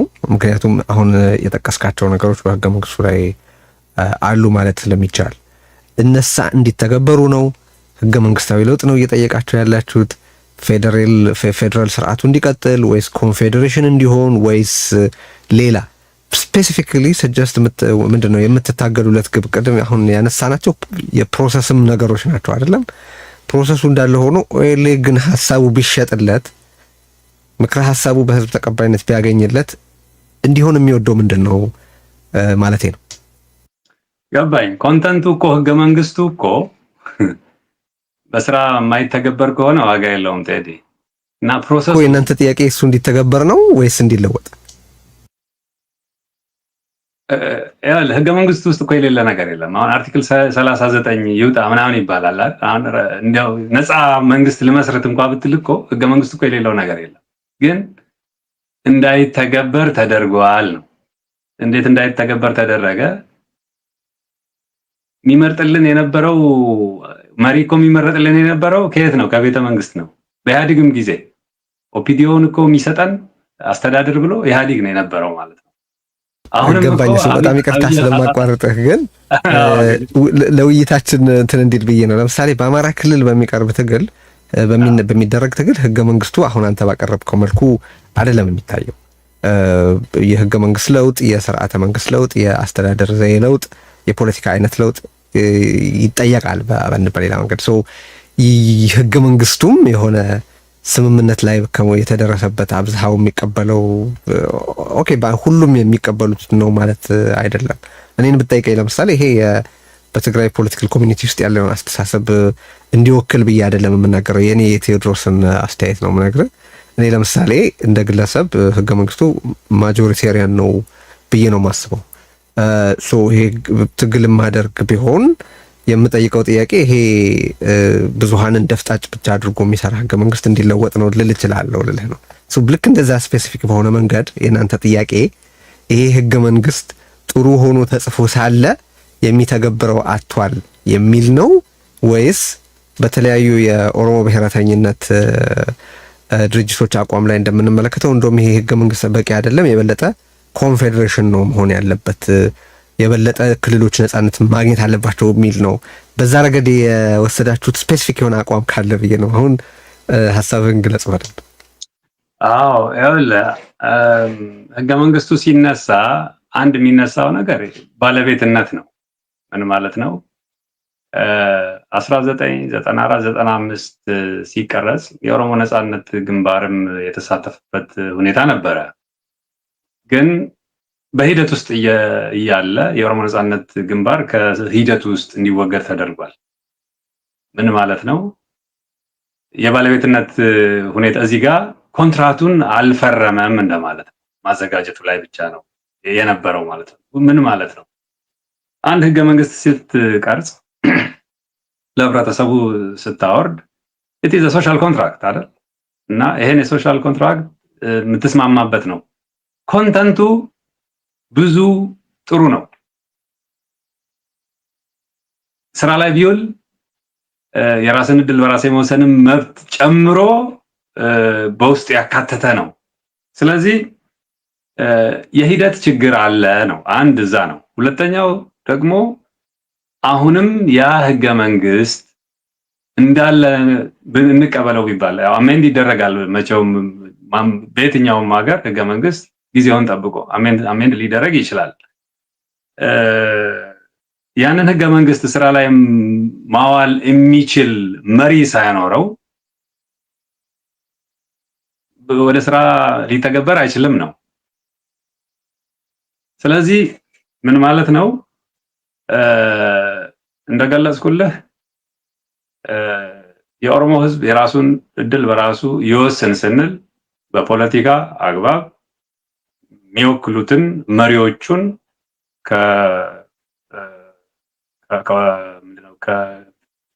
ከሙሉ ክልል ጀምሮ እስከ ቀበሌ ድረስ ያለው ፍጹም ነፃ ፍትሃዊ በሆነ መንገድ እንዲመርጥ ህጎቹ ያሉትንም ተጠቅመው ማለት ነው። አሁን ያለው ህገ መንግስትም ስራ ላይ ቢውልና የሚፈልጉትን ነው አልፈልግም የሚለው ነው ማሻሻል ይችላል። ይሄ ክፍት ነው የሚሆነው። ያንን እንዲያደርግ የተመረጡ ሰዎች ደግሞ ጋራንቲ እንዲኖራቸው የማድረግ ቅድም ያልኩ ነው። በኢኮኖሚ መልኩ ብዝበዛ እንዳይኖር የምንድነው ፌር ሼር እንዲኖር እንዴት ነው ኢኮኖሚው ኢትዮጵያ ውስጥ ብዙ ሪሶርሶች አሉ። በሪሶርስ ላይ ሰው ሲገዳደል ነው የምታየው።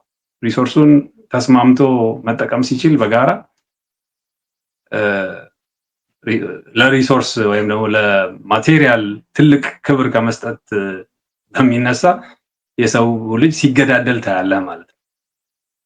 የሰው ልጅ ትልቅ ክብር ሊኖረውና ያንን ማቴሪያል በጋራ ተስማምቶ መጠቀም ሲችል አይ ከሰው ልጅ የበለጠ ማቴሪያሉ ነው ትልቅ ከሚል እሳቤ የተነሳ መገዳደሉ አላዋቂነት ነው። ስለዚህ ያንን እንዴት መጠቀም አለበት? አንዳንድ ጊዜ ምንድነው ማቴሪያል ምንድነው ዌልፍ እርግማን ይሆናል። አንዳንድ ጊዜ ደግሞ ብሌሲንግ እንደነ ኖርዌይ ወይም የሰለጠኑ አካባቢዎች እንዴት አድርገው ሪሶርሳቸውን ተጠቀሙበት ብለህ ስታይና አፍሪካ አካባቢ ደግሞ ሪሶርሳቸው ላይ ሲገዳደሉ ስታይ የሰው ንቃተ ህሊና የቱ ጋር ደርሷል የሚለው ነው የሚያሳይ። ስለዚህ እኛም ጋር የምንለው በፖለቲካ አግባብ ማህበረሰቡ የመንግስት ምስረታ ውስጥ በስርዓት ምንድነው ተሳትፎ እንዲኖረውና ተሳትፎ ደግሞ ሚኒንግፉል ሆኖ ትርጉም ኖሮት አመራሩን በዚያ መልኩ እንዲመርጥ በኢኮኖሚ አንፃር ያለው ንብረት በምን መልኩ ሼር መደረግ አለበት የሚለውን በቀረጸው መንግስት ምንድነው ስርዓትና ህግ መሰረት እንዲከፋፈል። ሶስተኛው የቋንቋና የባህል ሶሺዮ ፖለቲኮ ኢኮኖሚ እነኚህን ነገሮች ማስተካከል ከቻለ የራሱን እድል በራሱ ወሰነ እንላለን ነው። ስለዚህ ህገ መንግስቱ ጠቃሚ ነው እንላለን። ከፈለገ ህብረተሰቡ ሊያሻሽለው ይችላል። ምንድነው የህዝብ የበላይነት እናምናለን። ህዝቡ ከፈለገ ምንድነው ስርዓቱንም ህገ መንግስቱንም መስራት መሻር የሚችለው ህዝቡ ነው። ይጠቅመኛል ብሎ ህግ ከቀረጸ ምንድነው ድምጹን ከሰጠ በኋላ ይሄንን ህግ ደግሞ በስርዓቱ በስራ ሊተገብርልኝ ይችላል የሚለውን መሪውን ደግሞ ከውስጡ ምንድነው ከመረጠ በኋላ ህጉን በስርዓቱ የማይተገብር ከሆነ በፈለገ ጊዜ መሪውን እንኳን መቀየር የሚችልበት ስርዓት አግባብ ሊኖር ይገባል ነው። ይሄ ነው ህዝቡ የራሱን እድል በራሱ ወስኗል እና ለዚህ ነው የኦሮሞ ነጻነት ሰራዊት። መልካም። በቅርቡ አንድ ዜና ተነግሮ ነበረ። የኬንያ መንግስት ከኢትዮጵያ መንግስት የቀረበለትን ጥሪ ተቀብሎ በኬንያ ውስጥ ያሉ የኦሮሞ ነጻነት ሰራዊት አባላት ላይ እርምጃ እየወሰደ ነው፣ ኢትዮጵያም ድንበር ውስጥ ገብቶ ያንኑ እያደረገ ነው የሚሉ አይነት ነገሮች ይሰሙ ነበር። አንደኛ እንደዚህ አይነት ነገር ተከስቷል ወይ? የአብይስ አገዛዝ ኦኤልኤም በተመለከተ ይሄንኑ የኬንያ መንግስት ማሳመን ችሎ የኬንያ መንግስት ወደ እርምጃ የገባበት ሁኔታ ነበረ ወይ? እስቲ ከሱ ጋር የተያያዙ ነገሮች እናንተ። አዎ የኬንያ መንግስትና የኢትዮጵያ መንግስት በመጀመሪያው አካባቢ ላይ የኢትዮጵያ መንግስት የኬንያን ሉዓላዊ ድንበር ጥሶ ገብቶ ችግሮች ሲፈጥር ነበር። የኬንያ ምንድነው ዜጎችን ሲገድል ሲያሸብር አይተናል። በኋላ ላይ የጋራ የሆነ ውል ከኬንያ መንግስት ጋር በሴኩሪቲ ረገድ ካደረጉ በኋላ ሬድዋን እና ባጫ ደበሌ ከኬንያ የፖሊስ እና የደህንነት አባላት ጋር በመሆን በሳውዘርን ፍሮንት በደቡቡ የኦሮሞ ነጻነት ሰራዊት ላይ የጋራ ምንድነው የጋራ ኦፕሬሽን እናደርጋለን ብለው ተሰማርተው ነበር። በመግለጫችን እንደገለጽ ነው ኬንያ ውስጥ እኛ ብዙ ቦታ እንደሌለን ድንበር አካባቢ ላይ ደግሞ ከሳውዝ ፍሮንት ከደቡቡ የኦሮሞ ነጻነት ሰራዊት አካላት 5% የሚሆነው ድንበር አካባቢ ላይ እንደሚንቀሳቀስ ተናግረን ነበር። ከዚያ በኋላ ሄደው እዚያ አካባቢ ላይ ፎቶ ተነስተው የድሮ የቆዩ ምንድነው አድቨርታይዝ የሚዲያ ነገሮችን የበቆሎ ዱቄት የተለያዩ ገንዘብ የሚመስሉ ነገሮችን አውጥተው ሲለጥፈው ይሄንን አገኘን ይሄንን ኦፕሬት አደረግን ብለው ተመልሰዋል። አንድም የኦሮሞ ነጻነት ሰራዊት ምንም የተቆሰው ነገር የለም ወይም ደግሞ የሞተ የለም የደረሰ ምንም ጉዳት የለም በዚያ ረገድ ማለት ነው። ግን ጫካ ውስጥ ሄደው እዛ አካባቢ ማን ያስቀምጠው እንዴት ያስቀምጡት የማን ይሁን የማን አይሁን ማናቀው ሪፖርቶች ሲቀርቡ አይተናል ማለት ነው። እዛ ያየነው የኦሮሞ ነጻነት ሰራዊት የኦሮሞ ነጻነት ግንባር ባንዲራዎች ምናምኖች የኦሮሚያ ናሽናል ሚዲያ ባነሮች እንደዚህ የመሳሰሉ ነገሮች ከጫካ ውስጥ ተገኙ ብለው ያው ሪፖርት አድርገዋል። ከዚያ በተረፈ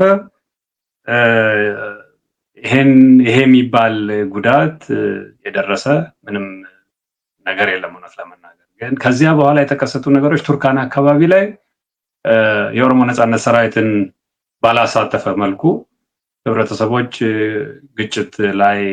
ግጭት ከኢትዮጵያና ከኬንያ ሳይድ ተከስቶ 26 እንደዚህ አካባቢ ሰዎች መሞታቸውን ሰምተናል ማለት ነው። ያ ግን ከኦሮሞ ነጻነት ሰራዊት ዘመቻ ጋር ምንም የሚያገናኘው ነገር የለም ማለት ነው። እሺ የኦኤልኤ ራሱን ገጽታ በተመለከተ ህብረተሰብ ዘንድ ግቦቹ ወይ ወታደራዊ ስምሪቶቹ አቋሞቹ ምኖቹ በአጠቃላይ ገጽታው እንዲታወቅ ትርጉም ያለው ስራ ሰርቷል የሚል እምነት አላችሁ? ብዙ ሰው የኦሮሞ ነጻነት ሰራዊትን በተመለከተ ያለው እይታ የኦሮሞ ነጻነት ሰራዊት ነኝ ከሚለው ጋር የሚገጥም ነው። በዛ ረገድስ ያላችሁ አሰስመንት ምንድን ነው? ጥሩ ስራ ሰርተናል ብላችሁ ነው የምታስቡት ወይስ?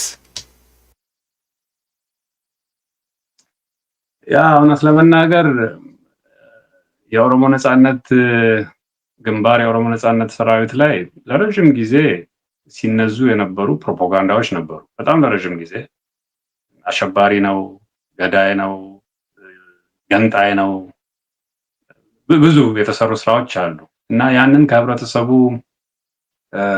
አእምሮ ውስጥ ለማውጣት የሚያስፈልጉ ስራዎች መሰራት አለባቸው። የኛ ቻሌንጅ ብዙ ነው እውነት ለመናገር። ምን ማለት ነው? አንደኛ ከመንግስት ጋር ትልቅ ፍልሚያ አለ። ኦሮሚያ የራሱ ለማድረግ ብልጽግና እኔ ኦሮሞ ነኝ ብሎ ያንን የመጋፋት የመሻማት እና ያለምንም ርህራሄ ደግሞ ህብረተሰባችን ላይ ትልቅ ወንጀል የመስራት ስራዎች አሉ ማለት ነው። ያንን ለመከላከል የምንሰራቸው ስራዎች፣ ያንን ለማጋለጥ የምንሰራቸው ስራዎች፣ ድርጅት የምንሰራቸው ስራዎች እነኚህ ነገሮች አሉ። ግጭቶችን ለመፍጠርና እኛ ከሌሎች ኃይላት ጋር እንዳንስማማ የማድረግ ስራዎችም የጎንዮሽ ግጭቶች እንዲኖሩም ስርዓቱ በየጊዜው እየፈበረከ የሚነዛቸው ፕሮፓጋንዳዎች አሉ። እነኛን ነገሮች ለማጽዳት ብዥታዎችን ለማጥራት ተሻግረን አሁን አንተ ጋር እንደመጣሁት ያደረግንባቸው ሁኔታዎች በጣም ብዙ አይደሉም። በውስጣችንና ባለን ሚዲያ ደግሞ ያሉትን ነገሮች ግልጽ ለማድረግ ምን ሞክረናል። ያንን እየሰራን ያለ ነው። ግን ለወደፊቱ መሰራት የሚገባቸው ስራዎች አሉ። ወታደራዊ ስምሪቱም አመርቂ የሆኑ ድሎች ሲያስመዘግብ ብዙ ጊዜ በውስጣችን ነው የሚሰማው እንጂ እንደ ሌሎቹ በጣም ጎልቶ ለብዙ ማህበረሰብ እንዲደርስ አድርገናል። በቂ ነው ብለን እንሞክራለን፣ እናደርጋለን። ግን በበቂ ሁኔታ ተሰርቷል ብለን አናስብም። ግን ለወደፊቱ በስፋት ለመድረስ በስፋት ለመስራት እቅዶች አሉ፣ ሊሰሩ ይችላሉ። ግቦቹም እንደዚሁ የሚዲያ ስራ ብዙ ጊዜ ልንሰራ ሞክረናል። ዲስኦርጋናይዝ ሊያደርጉን ይሰራሉ። ፌስቡክ ላይ ስንሆን ተባብረው ያንን ሪፖርት የማድረግ፣ ዩቲዩብ ላይ ስንወጣ ያንን ሪፖርት የማድረግ፣ ሳተላይት ላይ ስንሄድ ያንን ጃም የማድረግ ብዙ እንቅፋቶች አሉ። ያንን ሁላ እየተሻገርን እየሞከርን ያለ ነው። ግን እንዳሰብነው እንደፈለግነው ብዙ ተራምደናል ማለት አንችልም። ለመራመድና ወደፊት ግባችንንም ወታደራዊ ስምሪቱንም የድርጅቱን አቋም ለመግለጽ ያው ግዴታ ይኖርብናል። በሚዲያው ረገድ በስፋት ለመስራት ማለት ነው። የመጨረሻ ጥያቄ የአብይ አገዛዝ ወቅታዊ አቋም በተመለከተ ያላችሁ ግምገማ ምንድን ነው? ብዙ አይነት አሰስመንት ስለሚቀርብ ነው። የጠነከረ መንግስት ነው? መካከለኛ አቅም ላይ ያለ ነው? ለመውደቅ አንድ ሐሙስ የቀረው ነው? ምንድን ነው የእናንተ መረዳት በዚህ ረገድ? ያ የአብይ መንግስት መሰረት የለውም፣ ህዝባዊ መሰረት የለውም። ሲጀመር እንደነገርኩህ ህዝባዊ መሰረቱን በተውሶ በጓሮ ንግግር ነው ያገኘው የሚል አለን።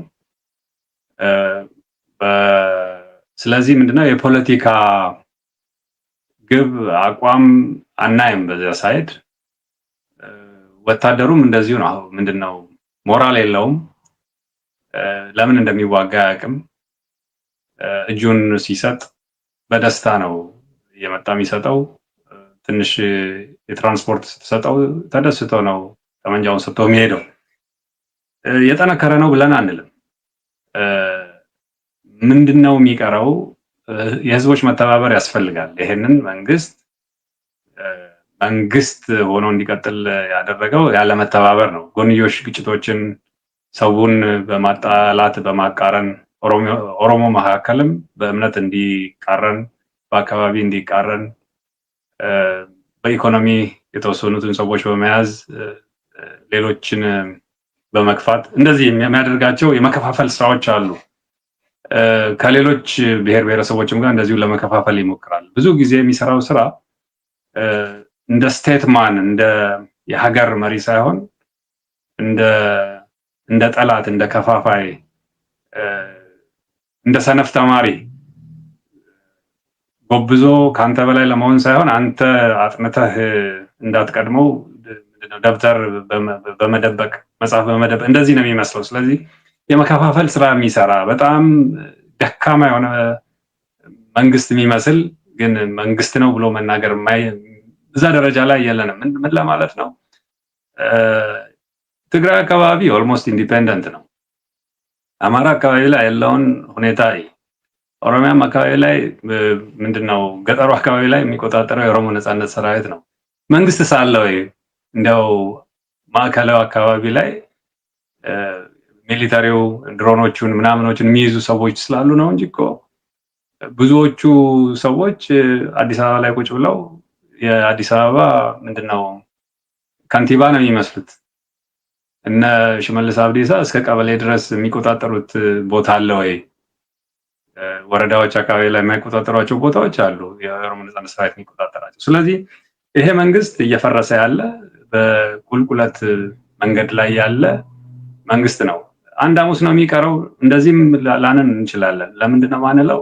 መንግስት ደካማ ሆኖ ለረጅም ጊዜ ሊኖር ይችላል። ማን ነው ምንድነው የሚወስነው ነው። ቀረብ ብሎ ፊንፊኔ ገብቶ ያንን አሽቀንጥሮ የመቆጣጠር ኃይል መገንባት አስፈላጊ ነው። ይሄ ትብብር ይፈልጋል፣ ትንሽ ጊዜ ይፈልጋል። ምንድነው ምቹ ሁኔታዎችን እንዲፈጠሩ የሚፈልጓቸው ነገሮች አሉ። ግን በጣም ደካማ እንደ መንግስት የማይታይ ሀገሪቱን መቆጣጠር ያቃተው የዜጎችን ደህንነት መጠበቅ የማይችል የራሱንም መጠበቅ የሚከብደውና ወደ አዲስ አበባ እየተሰበሰበ ያለ ስብስብ ነው ማለት ብንችል በቂ ይመስለኛል። እሺ፣ በጣም አመሰግናለሁ። እንግዲህ እኔ ማንሳት ያሰብኳቸው ጥያቄዎች እነዚህ ናቸው። ግን እንደተባለው በተለያየ መንገድ ወደ መገናኛ ብዙሃን እየመጣችሁ በእናንተ በኩል ያለውን ነገር ማቅረብ፣ የሚቀርቡ ጥያቄዎችንም መመለስ፣ ጠበቅ ያሉ ጥያቄዎችንም እንደዚሁ ቻሌንጆችንም እንደዚሁ ተቀብሎ ለህዝብ ሁኔታዎቹን ግልጽ ማድረግ የበለጠ የሚያስፈልግ መስሎ ይሰማኛል። በተጨማሪ በዚሁም አጋጣሚ በኦሮሞ ፖለቲካ ውስጥ ያሉ ሰዎች በህብረተሰቡ ላይ የሚደርሰውን በደል፣ ጭፍጨፋ በተመለከተ የበለጠ ጎላ ብለው ወጥተው ሌላውም የኢትዮጵያ ህብረተሰብ እንዲያውቀው ዓለምም እንዲገነዘበው ለማድረግ አሁን ከሆኑ በጣም የተሻለ ስራ መስራት ይጠበቅባቸዋል።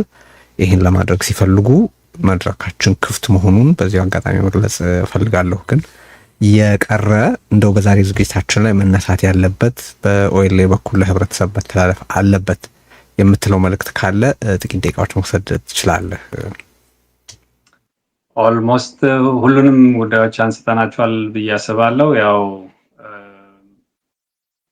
ማለት የምችለው በኢትዮጵያ የፖለቲካ ባህል ይሄ የተጨቆነው ማህበረሰብ መተባበሩ አስፈላጊ ነው።